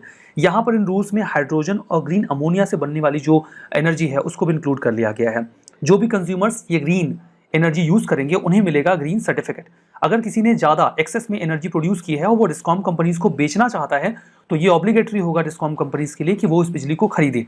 आपने खूब सारा सोलर पैनल लगाया, आप एक्सेस एनर्जी प्रोड्यूस करते हैं, बिजली प्रोड्यूस करते हैं जितना आपको यूज़ नहीं है, तो आप डिस्कॉम कंपनी से कहेंगे कि आप मुझसे खरीदिए और उनको खरीदना पड़ेगा। ठीक है। हमारा next article court ruling on IPC के बारे में है। हाल ही में सुप्रीम कोर्ट ने एक जजमेंट दिया NCLT के बारे में, नेशनल कंपनी लॉ ट्रिब्यूनल के बारे में। वैसे इस जजमेंट के आने के बाद सुप्रीम कोर्ट को लेकर काफ़ी तल्ख प्रक्रिया रही कमेंटेटर्स की और जो भी एनालिस्ट हैं उनकी। उन्होंने सुप्रीम कोर्ट के इस जजमेंट को हाईली क्रिटिसाइज किया। क्या है ये जजमेंट? जजमेंट ये है कि अगर NCLT के पास कोई एक क्रेडिटर है, क्रेडिटर कौन होता है? जो किसी को लोन देता है, उसने एक एप्लीकेशन इंसॉल्वेंसी का फाइल कर दिया। उनका ग्राउंड क्या है कि उन्होंने डेटर को, किसी कॉर्पोरेट डेटर को डेट यानी कि लोन दिया हुआ है और उन्होंने रीपेमेंट को डिफॉल्ट किया है, उन्होंने रीपेमेंट दी नहीं है, तो आप इनके खिलाफ इंसॉल्वेंसी एप्लीकेशन जो है वो एडमिट करिए और जो इनकी कंपनी की ओनरशिप है उसको छीन लीजिए। अक्सर ऐसा होता है कि जो बैंक्स होते हैं वो चले जाते हैं NCLT के पास जब उनके पेमेंट्स डिफॉल्ट होने लगते हैं तो, और उसके बाद जो कंपनीज होती हैं उनका मैनेजमेंट ले लिया जाता है या उनके एसेट्स का इस्तेमाल किया जाता है क्रेडिटर्स के पैसे को वापस करने के लिए। यहाँ पर सुप्रीम कोर्ट ने क्या कहा कि महज किसी ने किसी को लोन दिया है और उसने रीपेमेंट करने में देरी कर दी है, रीपेमेंट उसने डिफॉल्ट कर दी है, केवल इन्हीं ग्राउंड्स पर आप इंसॉल्वेंसी एप्लीकेशन एडमिट नहीं कर सकते। आपको कुछ और क्राइटेरियाज डेवलप करने होंगे ऐसा करने के लिए। हो सकता है वो कंपनी क्राइसिस में हो, दिक्कत में हो, उससे निकलने की कोशिश कर रही हो और आप तुरंत ही अगर इंसॉल्वेंसी एप्लीकेशन एडमिट कर लेंगे तब तो आप उस कंपनी को निकलने का मौका ही नहीं देंगे। खैर, इस पर्सपेक्टिव से सुप्रीम कोर्ट के ग्राउंड्स मोरलेस ठीक लगते हैं कि कंपनीज को मौका मिलना चाहिए कि अगर वो क्राइसिस में है तो उन्हें मौका मिले, ना कि तुरंत ही आप इंसॉल्वेंसी एप्लीकेशन डाल दो। ये जो बैंक्स हैं, क्रेडिटर्स हैं, वो तो तुरंत एप्लीकेशन डाल ही देंगे। NCLT को चाहिए कि वो कुछ प्रावधान बनाए कि उन्हें किस ग्राउंड पे उसे एडमिट करना है। सुप्रीम कोर्ट का क्रिटिसिज्म एक तो फंडामेंटल इस ग्राउंड पे किया जा रहा है कि आपने बताया नहीं कि एडिशनली वो क्या क्राइटेरिया ऑप्ट करें। किसी भी जो कॉर्पोरेट डेटर्स हैं अगर वो डिफॉल्ट करते हैं तो और क्या क्राइटेरिया ऑप्ट करें उनके इंसॉल्वेंसी एप्लीकेशन को एडमिट करने के लिए। फर्दर इससे कुछ नुकसान भी होंगे, उन पर चर्चा करते हैं। अभी तक अगर कोई भी ऑर्डर इनिशिएट करना है किसी भी कॉर्पोरेट डेटर के खिलाफ, अगर उन्होंने डिफॉल्ट किया, लोन लिया है बैंक से, दिया नहीं, तो फाइनेंशियल क्रेडिटर्स को ये प्रूफ देना होता था कि हाँ डिफॉल्ट हुआ है। उसके बाद NCLT जो है वो कार्रवाई शुरू कर देता था। Educating authority national company law tribunal होती थी, वो एक बार ये कन्विंस हो गई कि डिफॉल्ट हुआ है तो वो एप्लीकेशन एडमिट कर लेते थे और उसके बाद इस केसेस को, बहुत ही ऐसे केसेस को क्विकली हैंडल कर लिया जाता था। लेकिन इसके बाद एम्बिग्युइटी आ जाएगी। ये जो केस है that is Vidarbha industries power limited versus axis bank, ये केस है पूरा जिसमें जजमेंट आया है। इस जजमेंट के बाद क्या होगा, सुप्रीम कोर्ट ने एनसीएलटी को ये बोल दिया कि आप कुछ और ग्राउंड तैयार करिए कि आप कैसे ऐसे केसेस को एडमिट करेंगे। अब इसमें फाइनेंशियल क्रेडिटर्स जो हैं उनके एप्लीकेशंस को ना एक्सेप्ट करने को लेकर एक स्पेस आ गया। अब हो सकता है कि उनके जो एप्लीकेशंस हैं उनको रिजेक्ट कर दिया जाए। अब रिजेक्ट करने का नुकसान क्या होगा, आईबीसी को बनाने का उद्देश्य ही यही था कि जो लोन देने वाले लोग हैं वो डिफॉल्ट ना करें और जो बैंक से उनका पैसा टाइम से मिलता रहे। ये एक डिटरेंट की तरह काम करता था। जब भी कोई भी लोन देने वाला व्यक्ति जो बैंक है उसको लोन वापस नहीं करता था तो सबसे बड़ी धमकी क्या होती थी बैंक्स की कि हम जा रहे हैं एनसीएलटी में जाएंगे, एप्लीकेशन फाइल कर देंगे तो आपके सारे एसेट्स फ्रीज हो जाएंगे, तो आप हमारा पैसा चुका दो। ये कहा गया कि 2022 के मार्च तक 21,000 एप्लीकेशंस इनिशिएट होने से पहले ही मामले रिजॉल्व हो गए, क्योंकि जैसे ही डेटर्स ने या बैंक्स ने एप्लीकेशन फाइल किए इंसॉल्वेंसी के, जिन लोगों ने भी कर्ज लिए थे उन्होंने लौटा दिए कि उनके एसेट्स फ्रीज ना हो। ये एक डिटरेंस की तरह काम कर रहा है। लेकिन अगर ये डिस्कशन दे दिया गया कि एनसीएलटी ऐसे शुरू नहीं कर सकता इंसॉल्वेंसी इन बैंकरप्सी के मामले, तब तो बोरोवर्स जो इरेंट बोरोवर्स हैं, जो जानबूझ के पैसे देते नहीं हैं, उनको एक मौका मिल जाएगा ना। इसी आधार पे इस जजमेंट को हाईली क्रिटिसाइज किया गया है कॉम्पिटिटर्स के द्वारा। नेक्स्ट आर्टिकल मसाला बॉन्ड्स के बारे में है। Kerala infrastructure investment fund board ने यह कहा कि मसाला बॉन्ड, ये जो रुपये का डेप्रिसिएशन हो रहा है अगेंस्ट द डॉलर, उससे इंपैक्ट नहीं होगा, क्योंकि मसाला बॉन्ड्स रुपी डिनोमिनेटेड बॉन्ड्स होते हैं। मामला समझिए, नहीं तो गड़बड़ी हो जाएगी। इसको थोड़ा ध्यान से समझिए कि रुपी डिनोमिनेटेड बॉन्ड होने का क्या मतलब हुआ और रुपये के डेप्रिसिएशन का इस पर फर्क क्यों नहीं पड़ेगा। देखिए, बॉन्ड्स दो तरीके के हो सकते हैं, डॉलर डिनोमिनेटेड या फिर रुपी डिनोमिनेटेड। ठीक है, अब रुपी डिनोमिनेटेड कोई भी बॉन्ड हो या फिर डॉलर डिनोमिनेटेड हो, इससे एक चीज पे कोई फर्क नहीं पड़ता। एग्जाम्पल लीजिए, एक पर्सन ए है जो अमेरिका में रहते हैं, एक पर्सन आई है जो इंडिया में रहते हैं। पर्सन आई को चाहिए पैसे पर्सन ए से जो अमेरिका में रहते हैं। पर्सन आई इसके लिए बॉन्ड इशू करते हैं। ये जो बॉन्ड इशू किया गया है, ये दो तरीके के बॉन्ड्स हो सकते हैं। ये डॉलर डिनोमिनेटेड हो सकता है या फिर रुपी डिनोमिनेटेड हो सकता है। इन जनरल जो बॉन्ड्स होते हैं वो डॉलर डिनोमिनेटेड होते हैं। पर्सन ए जो अमेरिका में रह रहे हैं, ये जब भी इन्वेस्टमेंट करेंगे डॉलर में करेंगे, इन्हें जो रिटर्न चाहिए वो भी डॉलर में चाहिए।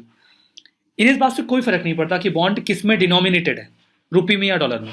सिमिलरली पर्सन आई जो इंडिया में रह रहे हैं, इन्हें पैसे रुपए में चाहिए इन्वेस्टमेंट करने के लिए, और जो भी इन्हें फायदा होगा वो भी रुपए में होगा। इन्हें भी इस बात से कुछ खास फर्क पड़ता नहीं है। फर्क पड़ता है फॉरेक्स में। जब रुपये को डॉलर में एक्सचेंज किया जाएगा, इसका बर्डन किसके ऊपर जाएगा? पर्सन ए के ऊपर जिन्होंने अपने पैसे लगाए हैं, ये क्रेडिटर हैं, या फिर पर्सन आई के ऊपर जो बोरोवर है। जब बॉन्ड डॉलर डिनोमिनेटेड होता है तो बर्डन किसके ऊपर आ जाता है? जिसने पैसे बोरो किए हैं, यानी कि पर्सन आई के ऊपर। लेकिन अगर बॉन्ड रुपी डिनोमिनेटेड है तो बर्डन किसके ऊपर चला जाएगा? पर्सन ए के ऊपर जो अमेरिका में है। मे भी आपको समझ में ना आया हो कि ये कैसे होगा। एग्जाम्पलीफाई करता हूं। सपोज करते हैं कि पर्सन आई को जो इंडिया में रह रहे हैं 70 रुपए चाहिए थे, तो उन्होंने 70 रुपए का एक बॉन्ड इशू कर दिया। पर्सन ए ने 70 रुपए का ये बॉन्ड खरीदा। उस समय $1 की वैल्यू 70 रुपए थी, तो पर्सन ए ने पर्सन आई को $1 दिए और पर्सन आई को 70 रुपए मिल गए, क्योंकि एक्सचेंज रेट में 70 रुपए मिल रहे थे, और उन्होंने $1 का बॉन्ड दे दिया। अभी जो बॉन्ड का वैल्यू था ना, वो $1 था। पर्सन ए को रिटर्न $1 पे चाहिए और $1 उनको चाहिए। मान लेते हैं 1 साल बाद पर्सन आई को पर्सन ए का पैसा वापस करना पड़ेगा। तो कितना वापस करना पड़ेगा? $1 वापस करना पड़ेगा, क्योंकि इन्वेस्टमेंट $1 का था, बॉन्ड डॉलर डिनोमिनेटेड था। तो पर्सन आई को जब अब $1 वापस करना पड़ेगा, तो अब तो $1 = 80 रुपए हो गया। तो पर्सन आई को 80 रुपए देने पड़ जाएंगे। मतलब रुपये के डेप्रिसिएशन का बर्डन किसके ऊपर आ गया? पर्सन आई के ऊपर आ गया, जब बॉन्ड डॉलर डिनोमिनेटेड था। इस केस को उलट देते हैं। अब जो बॉन्ड है वो रुपी डिनोमिनेटेड है, तो पर्सन आई जो बॉन्ड इशू करेंगे वो $1 का नहीं करेंगे, बल्कि 70 रुपए का करेंगे। ये डॉलर के रेस्पेक्ट में 70 रुपए का है। अब ये जो पर्सन आई बॉन्ड इशू कर रहे हैं, ये 70 रुपए का है, और पर्सन ए जो अमेरिका में है, ये 70 रुपए का ये बॉन्ड खरीद रहे हैं, और इसके लिए उन्हें $1 ही देना पड़ेगा, क्योंकि 70 रुपए = $1। अब 1 साल बाद जब डॉलर मैच्योर हो जाता है तो इन्हें पैसे वापस करने पड़ेंगे। अब रुपये डेप्रिशिएट कर गया, $1 अब 80 रुपए का आने लगा। लेकिन इससे पर्सन आई को फर्क नहीं पड़ता। पर्सन आई ने 70 रुपए का बॉन्ड दिया था, $1 का नहीं। अब ये 70 रुपए ही वापस करेंगे। अब आपको उसके बदले में $1 मिलता है या नहीं मिलता है, वो आप समझो। तो कुल मिला के यही इसकी कोर बात है मसाला बॉन्ड की, कि यहां पे अगर रुपये डेप्रिशिएट होगा तो जिसने पैसे बोरो किए हैं उसके ऊपर इंपैक्ट नहीं पड़ेगा, बल्कि जिसने पैसे दिए हैं, जो क्रेडिटर है, उसको फर्क पड़ेगा। इतनी बात अगर आपको समझ में आ गई है तो आपको मसाला बॉन्ड खूब मजे से समझ में आ जाएगा। मसाला बॉन्ड रुपी डिनोमिनेटेड बॉन्ड होता है, इसका मतलब आपने समझ लिया। इसे सन 2014 में for the first time international finance corporation के द्वारा इशू किया गया था, ताकि भारत में जो इंफ्रा प्रोजेक्ट्स हैं उन्हें फंड किया जा सके।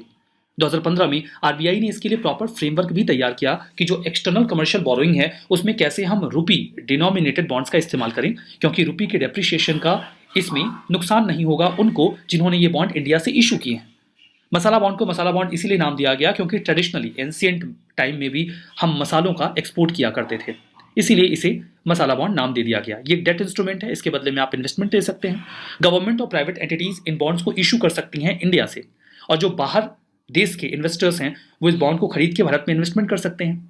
क्राइटेरिया ये है कि कोई भी दूसरे देश का रेसिडेंट, उसमें कुछ देशों की सूची डाल दी गई है, वो देश जो फाइनेंशियल एक्शन टास्क फोर्स में शामिल हैं, उन देशों के जो लोग हैं वो ये मसाला बॉन्ड्स खरीद सकते हैं। ठीक है, यहां पर देखिए जो इन्वेस्टर्स हैं जो इन बॉन्ड्स को सब्सक्राइब करते हैं, खरीदते हैं, whose security market regulator is a member of international organisation of security commission. वो जिस भी देश से संबंध रखते हैं उनके मार्केट रेगुलेटर्स इसका हिस्सा होने चाहिए। ठीक है, मैच्योरिटी पीरियड देखिए, अगर जो बॉन्ड्स इशू किए गए हैं वो $50 मिलियन से या उससे कम वैल्यू के इक्विवेलेंट है। इक्विवेलेंट की बात इसलिए हो रही है क्योंकि बॉन्ड्स तो रुपी डिनोमिनेटेड होते हैं, तो हम $50 मिलियन तो नहीं कह सकते, इक्विवेलेंट कहेंगे। तो मैच्योरिटी पीरियड 3 साल का होगा। अगर $50 मिलियन से इक्विवेलेंट से ज्यादा वैल्यू के बॉन्ड्स इशू किए गए हैं तो मैच्योरिटी पीरियड 5 साल का हो जाएगा। जब कन्वर्जन होगा तब तो मार्केट रेट पर होगा। जैसे अभी आपने जब बॉन्ड इशू किए थे तो $1 = 70 रुपए था, अभी 80 हो गया, तो ये सारा मामला तो उसी के हिसाब से चलेगा, इसमें कोई दिक्कत नहीं होगी। तो मसाला बॉन्ड का फायदा ये हो जाता है कि फॉरेन एक्सचेंज फ्लक्चुएशन जो होंगे उसका, अगर उसमें रुपी डेप्रिशिएट कर गया तो जो इन्वेस्टर्स हैं उसको, जो दूसरे देशों के इन्वेस्टर हैं उन्हें लॉस होता है, ना कि इंडिया में जिन लोगों ने बॉन्ड्स में इन्वेस्टमेंट लिए हैं उन्हें। तो ये पूरा मामला मसाला बॉन्ड का हो गया। हमारा next article NDDB Mrida limited के बारे में है। हाल ही में union minister of fisheries, animal husbandry and dairying ने इसे लॉन्च किया है। ये एक्चुअली में होली ओन सब्सिडरी है, एक कंपनी है काइंड ऑफ। ये कंपनी किसकी है? नेशनल डेयरी डेवलपमेंट बोर्ड की। इसे अनलिस्टेड पब्लिक लिमिटेड कंपनी के तौर पे स्टैब्लिश किया गया है कंपनीज एक्ट 2013 का इस्तेमाल करके। पर्पस ये है कि हम जो काउ डंग होता है या बाकी जो मवेशी होते हैं उनका डंग होता है, गोबर होता है, हम उसको यूटिलाइज करेंगे और उसका बनाएंगे हम मैन्योर, यानी कि खाद। ये खाद कैसे बनाई जाए इसको लेकर रिसर्च एंड डेवलपमेंट किए जाएंगे थ्रू दिस कंपनी। ये कंपनी वो लोग जो गोबर गैस स्लरी वेस्ट फर्टिलाइजर बना रहे हैं या ऐसे वेंचर्स तैयार कर रहे हैं, उनकी मार्केटिंग करने में, उनको सेल सपोर्ट देने में भी मदद करेंगे, ताकि जो डेयरी फार्मर्स हैं उनको थोड़ी एडिशनल इनकम हो जाए। इन्होंने ट्रेडमार्क भी तैयार किया है सुधन नाम से, ताकि जो ऑर्गेनिक फर्टिलाइजर्स हैं उन्हें थोड़ा ब्रांड किया जा सके। ठीक है, हमारा नेक्स्ट आर्टिकल डिजिटल बैंक्स के बारे में है। नीति आयोग ने अभी हाल ही में एक रिपोर्ट रिलीज की है कि वो किस प्रकार से डिजिटल बैंक्स को लाइसेंस देंगे। डिजिटल बैंक, जिन्हें शॉर्ट में डीबी कहा जाता है, ये धीमे धीमे फुल स्केल बैंक्स के रूप में हमारे सामने आ जाएंगे। आपको पता होगा कि ओनली आईएएस तो अभी ऑफलाइन में भी आ गया है और वहाँ पे आप लोग जाके ऑफलाइन में अपनी क्लासेस ले सकते हैं। न्यू बैच 1 तारीख से है, लेकिन इसके पहले ओनली आईएएस कैसे था? ऑनलाइन मोड में था। लगभग 5 सालों तक ओनली आईएएस ने ऑनलाइन मोड में काम किया। तो वहाँ पर एक प्लेटफॉर्म है जहाँ पे आप जाइए, अपनी फी पे करिए और अपनी क्लासेस करिए। धीमे धीमे हो सकता है आपको बैंकिंग सर्विसेज भी ऐसे ही मिले। एक बैंक जिसका कोई फिजिकल इंफ्रा होगा ही नहीं, सब कुछ ऑनलाइन होगा, ऑनलाइन अकाउंट खुलेगा, ऑनलाइन पैसे जमा करेंगे और वैसे ही आपको सारी सर्विसेज भी मिलेंगी। ट्रेडिशनल बैंक से ये अलग होगा, बिना किसी फिजिकल इंफ्रा के। लेकिन इसको लेकर आरबीआई थोड़ा सशंकित है, इसीलिए वो कह रहे हैं कि पहले आप इसे पायलट बेसिस पे देखिए कि ये काम कर रहा है कि नहीं, उसके बाद ही हम फुल फ्लेज्ड डिजिटल बैंक के लिए लाइसेंस देंगे। बाकी सब ये बिल्कुल वैसे ही काम करेंगे। जो बैंक्स के लिए प्रूडेंशियल या लिक्विडिटी नॉर्म्स होते हैं, SLR, CRR, वो सब वैसे ही इंप्लीमेंटेड होंगे जैसे कि नॉर्मल कमर्शियल बैंक्स के लिए होते हैं। जो 2022-23 का बजट था उसमें डिजिटल बैंकिंग यूनिट्स की बात की गई थी कि जो एग्जिस्टिंग कमर्शियल बैंक्स हैं वो 75 डिस्ट्रिक्ट में डिजिटल बैंकिंग यूनिट स्टैब्लिश करेंगे, ताकि ग्रास रूट लेवल पे डिजिटल बैंकिंग को प्रमोट किया जा सके। लेकिन यहाँ पर ध्यान दीजिएगा कि ये जो बैंकिंग आउटलेट्स हैं ये केवल उन्हीं के द्वारा खोले जा सकते हैं जो एग्जिस्टिंग बैंक्स हैं। जो नए बैंक्स हैं उन्हें ऐसे अभी लाइसेंस नहीं दिया जा रहा है कि आप फुल फ्लेज्ड बैंक जो हैं वो खोल लें। बहुत ही छोटे स्केल पर ये शुरुआत की जाएगी। अभी जो लाइसेंसिंग की जा रही है करंट सिनेरियो में वो एग्जिस्टिंग बैंक्स को है कि आप थोड़े थोड़े अपनी, जैसे काइंड ऑफ ब्रांच होती है वैसे खोलिए, डिजिटल ब्रांच के तौर पे, और बाकी ये सैंडबॉक्स एक्सपेरिमेंट की तरह चलेगा। डिजिटल बैंक्स जो होंगे वो वैसे ही सर्विसेज देंगे जैसे कि बाकी के बैंक्स देते हैं। जो अनसर्व्ड सेगमेंट है वो आसानी से इन सर्विसेज को एक्सेस कर पाएगा। आरबीआई थोड़ा स्केप्टिक है इस चीज़ को लेकर, क्योंकि डिजिटल ट्रांजेक्शन्स को लेकर थोड़ा लोग अवेयर होते हैं। वो बिना देखे किसी को पैसे देना नहीं चाहते। बहुत हाई लेवल का ट्रस्ट चाहिए होता है। लाइक ओनली आईएएस के कोर्सेज लोग बहुत आराम से खरीद लेते हैं बिकॉज वो बहुत ज़्यादा ट्रस्ट करते हैं ओनली आईएएस पे। अगर आप किसी के ऊपर ट्रस्ट ना कर रहे हो तो जिसे आपने देखा ना हो उसके अकाउंट में पैसे ट्रांसफर कर देना बड़ा मुश्किल होता है। तो डिजिटल बैंक्स ये चैलेंज जरूर से फेस करेंगे। आर्टिकल FCRA अमेंडमेंट रूल्स 2022 के बारे में है। मेरे एक मित्र ने मुझसे कहा कि पैसा ही सब कुछ नहीं होता। मुझे लगा बहुत ही गंभीर बात है। फिर उसने कहा यूं तो पैसा ही सब कुछ नहीं होता, लेकिन फिर भी मुझे वही चाहिए। मैंने कहा ये तो सही बात है, लेकिन फिर मैंने उसको समझाया कि देखिए जब खूब सारा पैसा मिल जाता है ना, तो उसके बाद जो अकेलापन महसूस होता है वो मुझे चाहिए। वो वाला अकेलापन मुझे महसूस करना है। मजाक की बातें चलती रहती हैं। इन बिटवीन ये समझिए कि पैसा बड़ी खराब चीज़ है। ऐसा आपने कई बार लोगों को एग्जाम्पलीफाई करते हुए सुना होगा। पैसे का मिसयूज मैसिव स्केल पे हो सकता है, स्पेसिफिकली अगर वो पैसा देश के बाहर से आ रहा हो तो। अगर पैसा देश के बाहर से आ रहा है तो फिर उसका इस्तेमाल देश विरोधी गतिविधियों में किया जा सकता है। And that is the reason कि जो पैसा देश के बाहर से आता है, जिसे कहा जाता है फॉरेन कंट्रीब्यूशन, उसके ऊपर कई प्रकार के रूल्स एंड रेगुलेशंस होते हैं। फॉरेन कंट्रीब्यूशंस को रेगुलेट करने के लिए FCRA को फॉर द फर्स्ट टाइम 1976 में इंदिरा गांधी जी के द्वारा बनाया गया, क्योंकि इमरजेंसी का समय था और उन्हें ऐसा लगता था कि फॉरेन कंट्रीब्यूशन के माध्यम से उनके खिलाफ गतिविधियों को बढ़ावा दिया जा सकता है। समय समय पर इस कानून में परिवर्तन किए गए और इसे 2010 में अमेंड भी किया गया। 2010 के FCRA एक्ट को आधार बनाकर 2011 में इसके लिए रूल्स बनाए गए, जिसे कहा गया foreign contribution regulation act rules 2011। इन रूल्स में भी कई बार परिवर्तन किए गए हैं। फॉरेन कंट्रीब्यूशन रेगुलेशन एक्ट 2010 के आधार पर जो रूल्स बनाए गए, पहले हम बात कर लेते हैं फॉरेन कंट्रीब्यूशन रेगुलेशन एक्ट में होता क्या है। इसके माध्यम से फॉरेन कंट्रीब्यूशन जो दूसरे देशों से भारत में आ रहा है वो किसी इंडिविजुअल के लिए हो सकता है, किसी NGO के लिए हो सकता है, वो हो सकता है कि कोई डेवलपमेंटल एक्टिविटी भारत में की जा सके, NGO वगैरह को पैसे मिल जाते हैं, या कोई फॉरेन सर्विसेज वो यहाँ पे इंसेंटिवाइज करना चाहते हैं तो पैसे भेज देते हैं। लेकिन अगर ये पैसे मिसयूज होने लगे इंडिया में तो वो राष्ट्रीय हित के लिए खतरा हो सकते हैं, नेशनल इंटरेस्ट के लिए खतरा हो सकते हैं। ये जो एक्ट है ये पूरे भारत में लागू होता है, इवन उन लोगों के ऊपर भी लागू होता है जो इंडिया के सिटीजन्स हैं और किसी अन्य देश में रह रहे हैं। सेक्शन 48 FCRA एक्ट 2010 का सेंट्रल गवर्नमेंट को एम्पावर करता है कि वो इस संबंध में रूल्स बना सकते हैं, और उसी के आधार पे फॉरेन कंट्रीब्यूशन रेगुलेशन रूल्स 2011 आए। इन्हें कई बार अमेंड किया गया, 2012, 15, 19, 20, 21 और 22। लगभग हर साल आप इसे देखिए तो कई बार इसे अमेंड किया जा चुका है। हाल फिलहाल में इसमें अमेंडमेंट किया गया, और अभी जो अमेंडमेंट किया गया है इसमें 7 बदलाव किए गए हैं। उन बदलावों की सूची यहाँ पर हमारे सामने है। सबसे पहले अगर आपका कोई रिलेटिव जो दूसरे देश में रह रहा है वो आपको पैसे भेजना चाहता है तो केवल 1 लाख रुपए भेज सकता था। इस लिमिट को बढ़ा के अब 10 लाख कर दिया गया है। फर्दर आपको जो भी पैसे मिले हैं उसकी जानकारी पहले आपको 30 दिनों के भीतर अथॉरिटीज को देनी होती थी। ये जानकारी देने का समय भी बढ़ा के अब 3 महीने कर दिया गया। आपका वो अकाउंट जिसमें आप इस प्रकार के फंड्स रिसीव कर रहे हैं, इसकी जानकारी आपको विदिन 15 डेज अथॉरिटीज को देनी होती थी। इस ड्यूरेशन को बढ़ा के 45 डेज कर दिया गया। आर्टिकल यहाँ पे देखिए जो रूल नंबर 13B था, इतना स्पेसिफिक होने की जरूरत नहीं है, उसे ओमिट कर दिया गया है। ओमिट करने का मतलब ये है कि मान लीजिए कोई NGO है, उसे फॉरेन एंटिटी से पैसा मिल रहा है तो उसे 3 महीने में एक बार अपनी वेबसाइट पे ही बताना पड़ता था कि कितने पैसे मिल रहे हैं। अब ऐसी आवश्यकता नहीं पड़ेगी, इसे क्रॉस कर दिया गया है। इसमें यहाँ पर देखिए 45 डेज की एक लिमिट को और एक्सटेंड किया गया है। जैसे कि मान लीजिए आपने अपना बैंक अकाउंट चेंज कर दिया है, कोई NGO है वो पैसे रिसीव कर रहा है लेकिन उसने अपना बैंक अकाउंट चेंज कर दिया है, या उसका जो मेन ओनर था वही चेंज हो गया। इस बात की जानकारी पहले विदिन 15 डेज अथॉरिटीज को देनी होती थी। अब इसके लिए भी 45 डेज का समय मिल गया है। आप अपना जो भी एप्लीकेशन है उसमें कुछ की चेंजेस करवाना चाहते हैं तो पहले आप ये केवल एक प्लेन पेपर पे लिख के दे देते थे और हो जाता था, बट अभी ऐसा नहीं होगा। इसके लिए एक प्रिस्क्राइब फॉर्म होगा, वो आपको इलेक्ट्रॉनिकली सबमिट करना पड़ेगा सभी पेपर्स के साथ, तभी ये बदलाव होंगे। तो ये बदलाव किए गए हैं जो आपके सामने हैं FCRA अमेंडमेंट रूल्स 2022 के तहत। इसकी क्या सिग्निफिकेंस होगी? जो NGOs होंगे अब उन्हें FCRA क्लियरेंस की आवश्यकता होगी अगर वो फॉरेन फंड्स लेना चाहते हैं डेवलपमेंटल वर्क के लिए। कई बार जो फॉरेन फंडिंग NGOs को मिलती है उसका मिसयूज किया जाता है। जैसे मान लीजिए कि रशिया ने एक न्यूक्लियर पावर प्लांट इंडिया में लगाने का प्लान किया।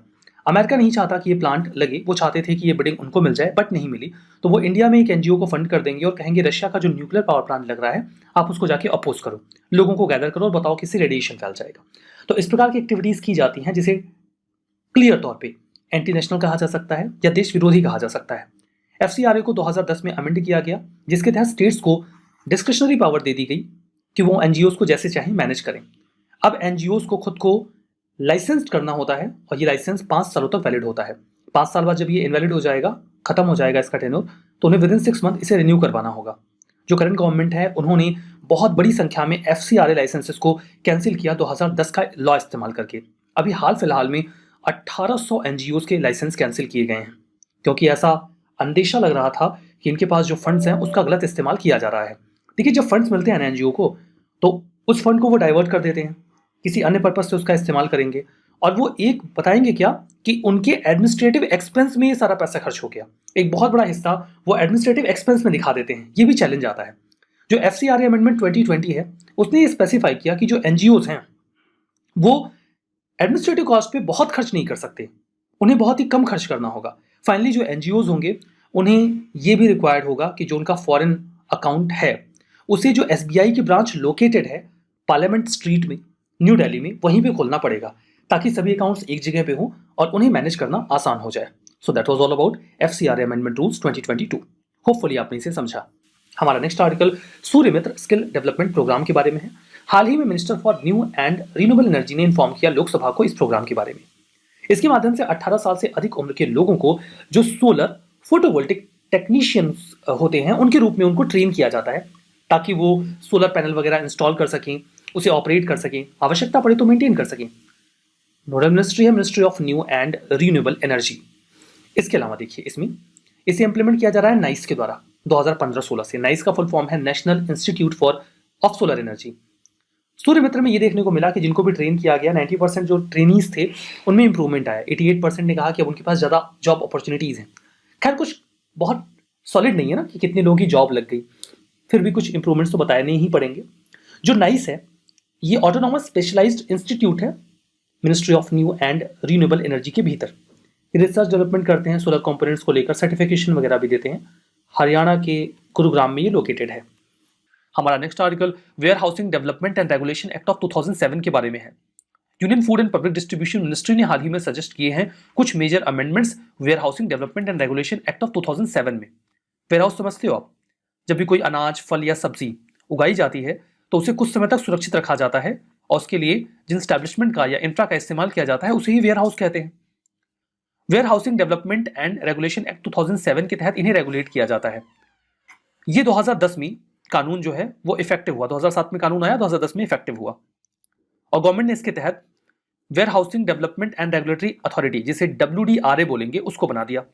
WDRA ये पूरा काम देखेगा, आगे हम WDRA ही बोलेंगे, जो ये बताएगा कि इंफ्रा कैसा होना चाहिए और वहां पे अगर आप कोई चीज स्टोर कर रहे हैं तो प्रोसीजर क्या होना चाहिए। जो फूड कॉर्पोरेशन ऑफ इंडिया है वो भी खूब सारा अनाज इकट्ठा करके रखते हैं वेयर हाउस में, वो इस कानून के एम्बिट के बाहर होता है। अब इसमें कुछ अमेंडमेंट्स किए गए हैं, जैसे कि जो वेयर हाउस है अगर आपने उनको बनाया हुआ है तो आपको पहले आप उसका रजिस्ट्रेशन करवाओ या मत करवाओ, ये आपकी इच्छा पर निर्भर करता था, लेकिन अभी कंपल्सरी करवाना पड़ेगा आफ्टर ये जब पूरा एक्ट इफेक्टिव हो जाएगा तब। सेंट्रल गवर्नमेंट के पास हालांकि अधिकार होंगे कि वो किसी टाइप ऑफ वेयर हाउस को अगर एग्जेम्प्ट करना चाहते हैं तो कर दें। पहले कई सारे अपराधों में जेल की सजा थी, 3 साल तक जेल होती थी, उन्हें खत्म कर दिया गया है, लेकिन यह कहा गया है कि ये जो पेनाल्टी है 1 लाख रुपए की, इसको और बढ़ा दिया जाएगा।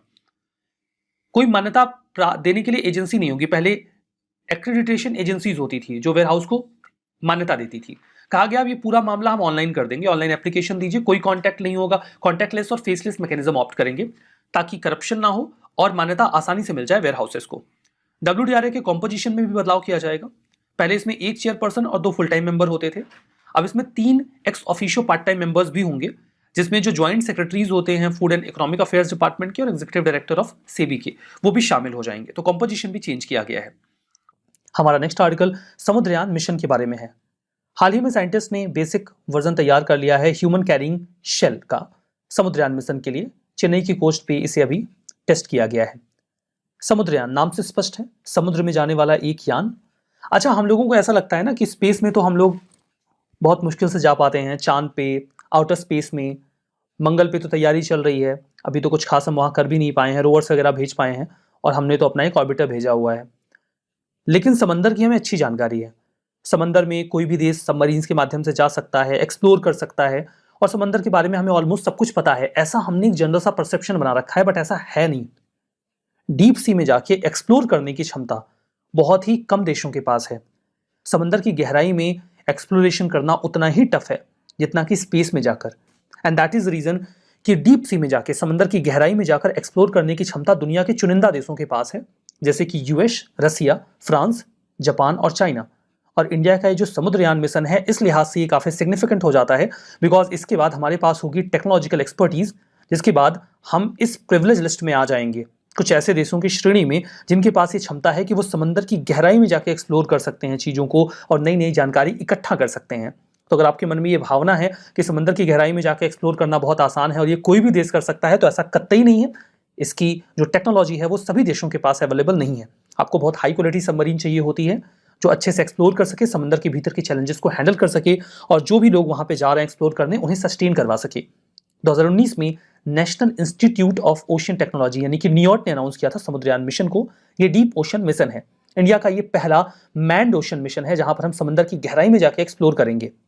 ये एक self propelled manned submersible vehicle होगा जिसमें 3 ह्यूमन बींग्स को ले जाया जाएगा 6000 मीटर की गहराई पर। समझिए, पानी में 6 किलोमीटर की गहराई पर हम जाएंगे और एक्सप्लोर करेंगे साइंटिफिक सेंसर्स एंड टूल्स की मदद से। जो सबमर्सिबल व्हीकल होगा, काइंड ऑफ सबमरीन कह लीजिए आप, ये एक्सप्लोर करेगा समंदर की गहराई को, वहां पे कई सारे रिसोर्सेज को, जैसे कि gas hydrates, polymetallic manganese nodules जो कई सारे मिनरल्स के मेटल्स के बने होते हैं, हाइड्रोथर्मल सल्फाइड्स, कोबाल्ट क्रस्ट, और इन्हें 1000 से 5500 मीटर की यानी कि 1 किलोमीटर से 5.5 किलोमीटर की डेप्थ पे हम जाके एक्सप्लोर करने की कोशिश करेंगे। ये सबमर्सिबल 12 घंटों तक ऑपरेशनल रह सकता है समंदर की गहराई में, और अगर कोई इमरजेंसी आ गई तो ये 96 आवर्स तक जो भी लोग वहां पे एक्सप्लोरेशन के लिए गए हैं उन्हें सुरक्षित रख पाएगा। इन बिटवीन हमें उन्हें रेस्क्यू कर लेना होगा, और साइंटिफिक जो पर्सनल है वो इसके माध्यम से डीप सी एरिया को एक्सप्लोर कर पाएंगे डायरेक्ट इंटरवेंशन के माध्यम से। होपफुली आप समुद्रयान मिशन के बारे में और इसकी सिग्निफिकेंस के बारे में, दोनों के बारे में समझ गए। हमारा नेक्स्ट आर्टिकल गिफ्ट सिटी के बारे में है। फास्टेस्ट ग्रोविंग इकोनॉमी है इंडिया पूरी दुनिया में। गिफ्ट सिटी को लेकर एक आर्टिकल आया था, उसी रेफरेंस में ये पूरा मामला न्यूज में है। उसमें ये बताया गया कि जो गिफ्ट सिटी है वो काफ़ी तेजी से इंडिया की इकोनॉमिक और स्ट्रेटेजिक एक्टिविटीज़ को मदद दे रहा है पूरी दुनिया में एक्सपेंड करने को लेकर, और इंडिया को एक फाइनेंशियल हब बनाने को लेकर पूरी दुनिया में एक पाइवोटल रोल प्ले कर रहा है। गिफ्ट सिटी, जिसका फुल फॉर्म है Gujarat international finance tech city. City कहने का मतलब यह है कि आपने एक एरिया तैयार कर दिया, उस एरिया में आपने वो हर बेसिक इंफ्रा डेवलप किया जिससे कि कई सारी कंपनीज वहां पर अपने स्टैब्लिशमेंट लगा सकें, दुनिया भर के जो लोग हैं वो यहाँ पे आके इन्वेस्टमेंट कर सकें, और जब यहाँ पर आकर कई सारी कंपनीज लगेंगी, इन्वेस्टमेंट होगा तो कई सारे लोग रहेंगे, तो अगर लोग रहेंगे तो यहाँ पर आपको कॉलोनी डेवलप करनी पड़ेगी ताकि लोग रह सकें, और जब लोग रहने लगेंगे, कॉलोनी आप डेवलप करोगे तो फिर आपको यहाँ पे पार्क बनाना पड़ेगा, स्कूल बनाना पड़ेगा, हॉस्पिटल बनाना पड़ेगा, यूनिवर्सिटी बनानी पड़ेगी, रोड बनाना पड़ेगा।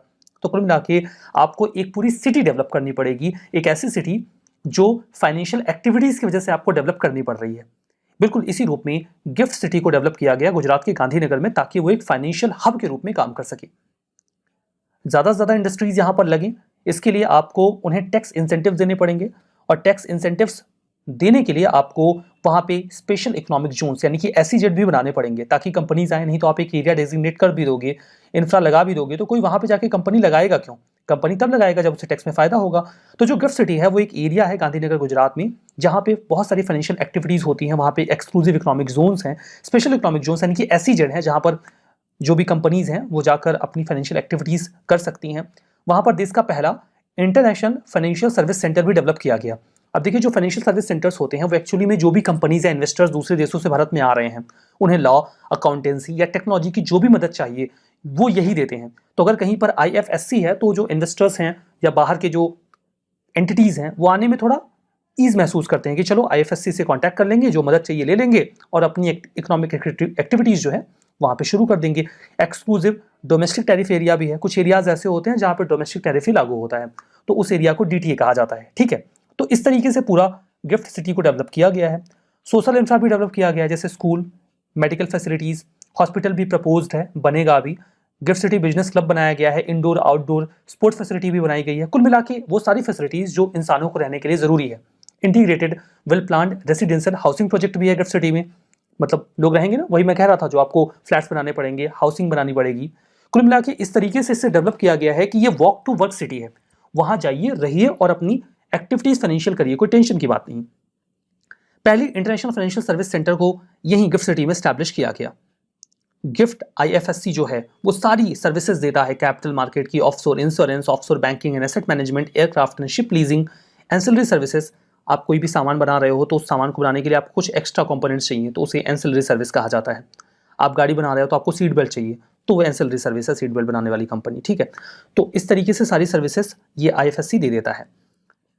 यहाँ पे 2 इंटरनेशनल स्टॉक एक्सचेंज हैं जो 11 बिलियन ट्रेडिंग वॉल्यूम कवर करते हैं। आने वाले समय में यहाँ पे एक इंटरनेशनल बुलियन एक्सचेंज भी ऑपरेशनल होने वाला है। जो IFSC है वो डोमेस्टिक इकोनॉमी के बाहर के जुरिस्डिक्शन के कस्टमर्स को भी अट्रैक्ट करता है, जिससे फाइनेंस, फाइनेंशियल प्रोडक्ट्स, सर्विसेज काफ़ी तेज़ी से इस एरिया में बढ़ रही हैं। तो ये इंडिया को इकोनॉमिकली एम्पावर करता है। So the next article is about twin deficit problem. देखिए अभी रिसेंट में मिनिस्ट्री ऑफ फाइनेंस ने अपना मंथली इकोनॉमिक रिव्यू निकाला है और उसमें ये बताया है कि वेरी सून इंडिया में face a problem of twin deficit challenge, ठीक है, और twin deficit problem. So what is this twin deficit problem that we have to understand. उससे पहले आपको पता होना चाहिए कि what is fiscal deficit and what is current account deficit, ठीक है। तो फिस्कल डेफिसिट समझने की कोशिश करो। इसको मैं एग्जाम्पल से बताऊंगा। जैसे एग्जाम्पल के तौर पे मान लीजिए गवर्नमेंट का जो अर्निंग है दैट इज ₹50, ठीक है, बट गवर्नमेंट इज स्पेंडिंग ₹70, ज़्यादा खर्चा हो रहा है। तो यहाँ पर 20 रुपये का गैप है, तो इसी को हम बोलते हैं फिस्कल डेफिसिट। और this only becomes the borrowing of the government. आप खुद सोचिए, मान लीजिए आपका पर्सनल खर्चा हो रहा है 40 रुपये, ठीक है, और आप कमा रहे हैं 20 रुपये।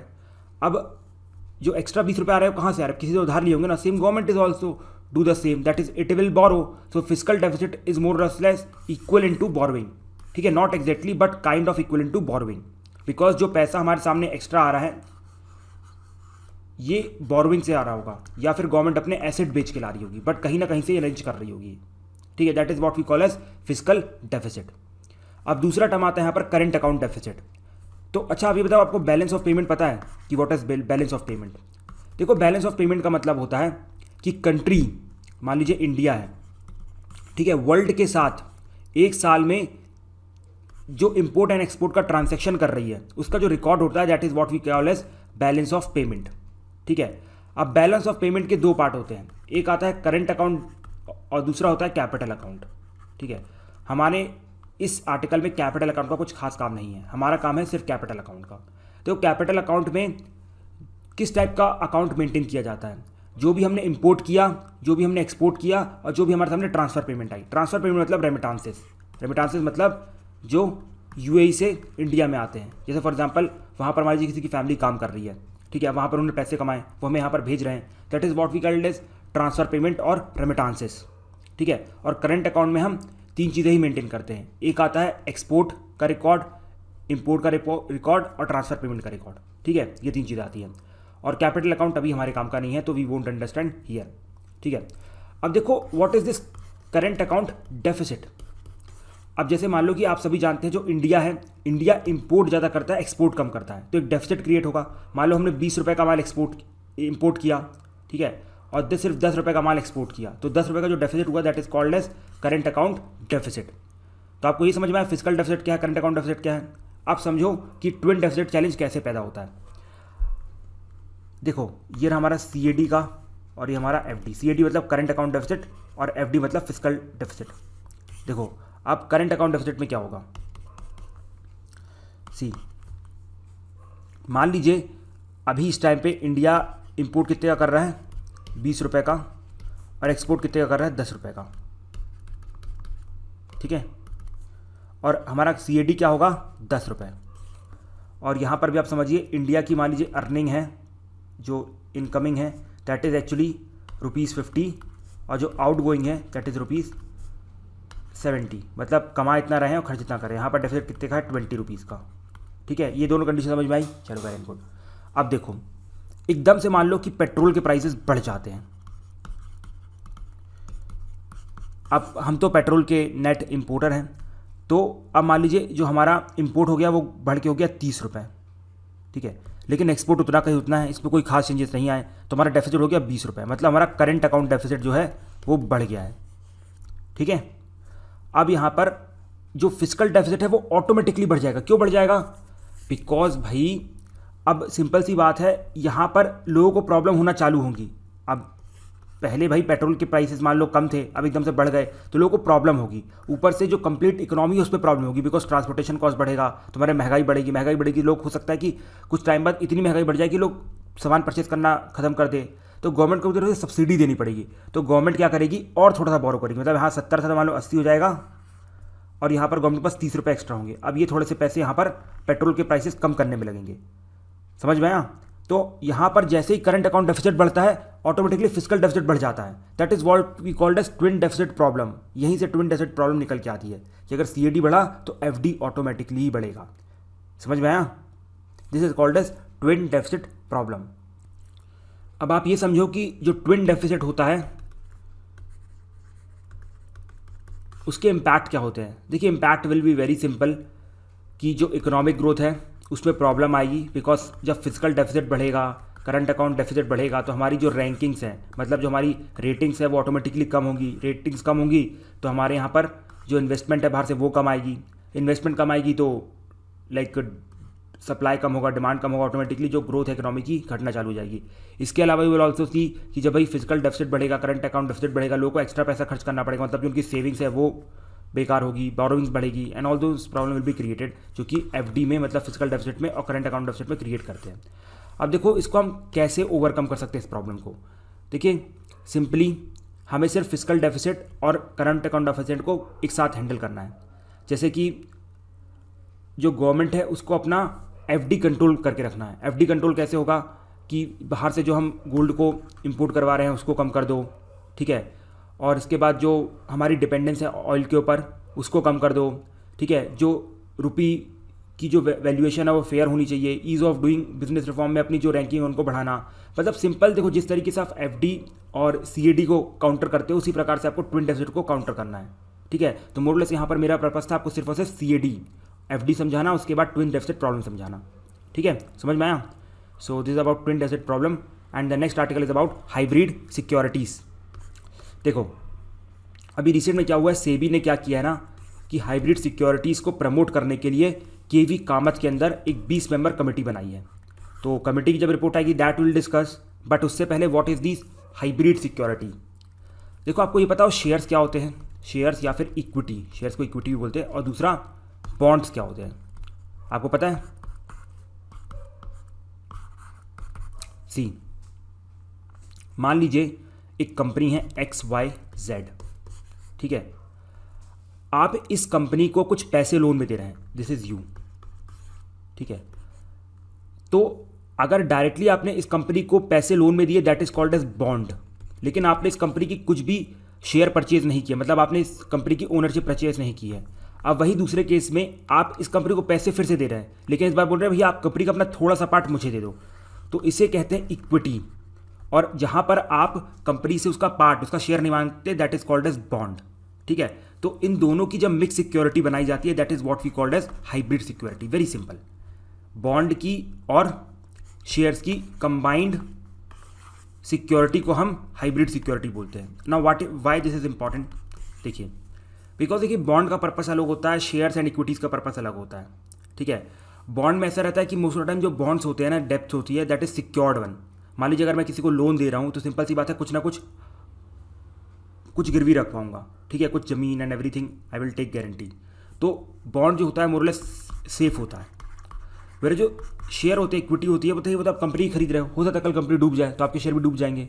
मान लीजिए आपने मेरी कंपनी पे आपने शेयर्स खरीद लिए, अब मैं फ्रॉड निकला, सिंपल सी बात है यार, कंपनी डूब जाएगी, आपके पैसे डूब गए। लेकिन मान लो जो अगर आपने मुझे बॉन्ड दिया तो हो सकता है मैं आपके सामने कुछ सिक्योरिटी में रखवा दूँ तो आप मुझसे वो वसूल सकते हो, या फिर कोई कॉन्ट्रैक्ट हो कि नहीं यार चाहे कुछ भी कंडीशन हो आपको तो पैसे वापस करने पड़ेंगे, भले आप अपने घर बेच के पैसे वापस करो।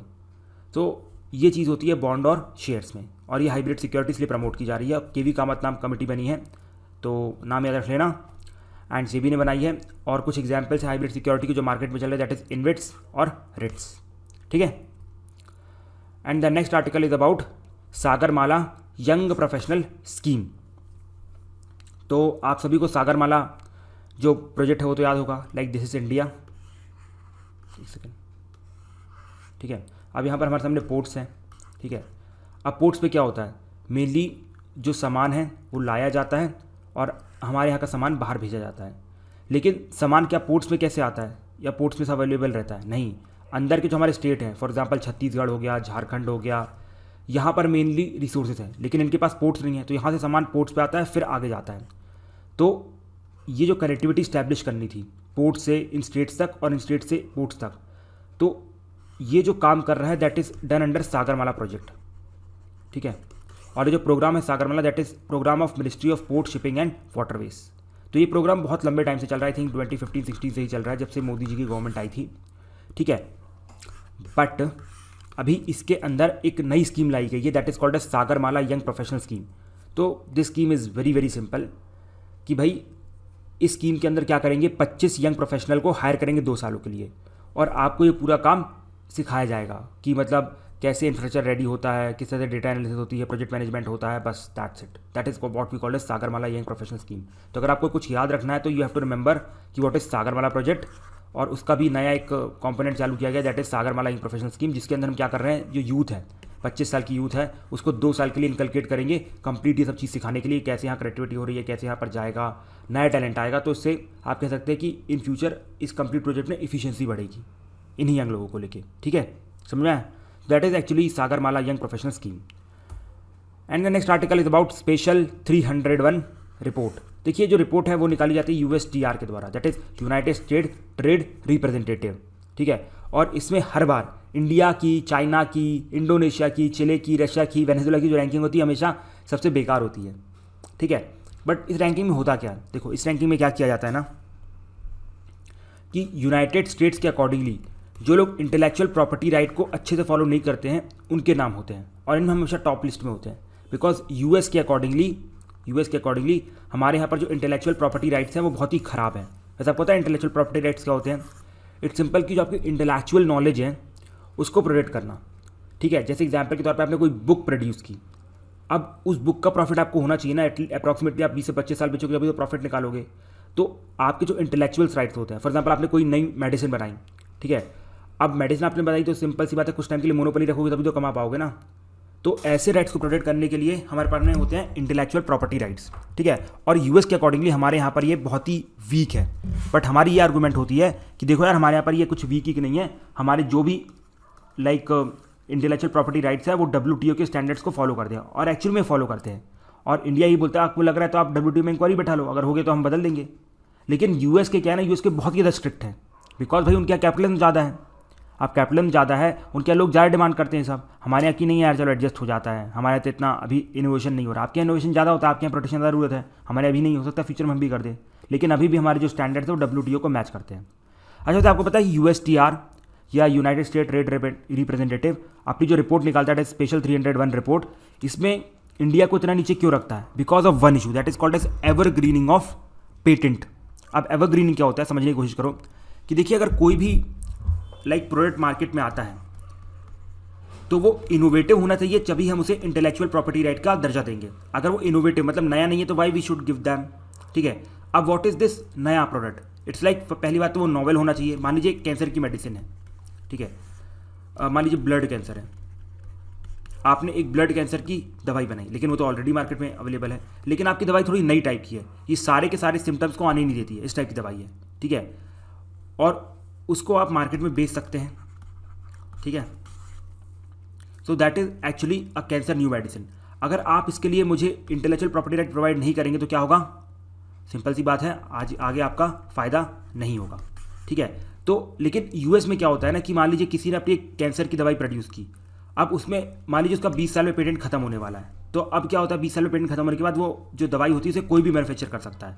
लेकिन यूएस के लोग लाइक कितने लालची होते हैं कि वो लोग अपनी ही मेडिसिन को हल्का सा चेंज कर देते हैं, केमिकल थोड़े ऊपर नीचे कर देते हैं और फिर से बोलते हैं हमें पेटेंट चाहिए, और यूएस वाले दे भी देते हैं, बोलते हैं नया एक्सपेरिमेंट है। लेकिन हमारा ऐसा बोल रहा है कि नहीं नहीं ये नया नहीं है, बस हमने थोड़े से चेंजेस किए हैं। हमारे यहाँ पर नया का मतलब बिल्कुल ही नया होता है, ठीक है।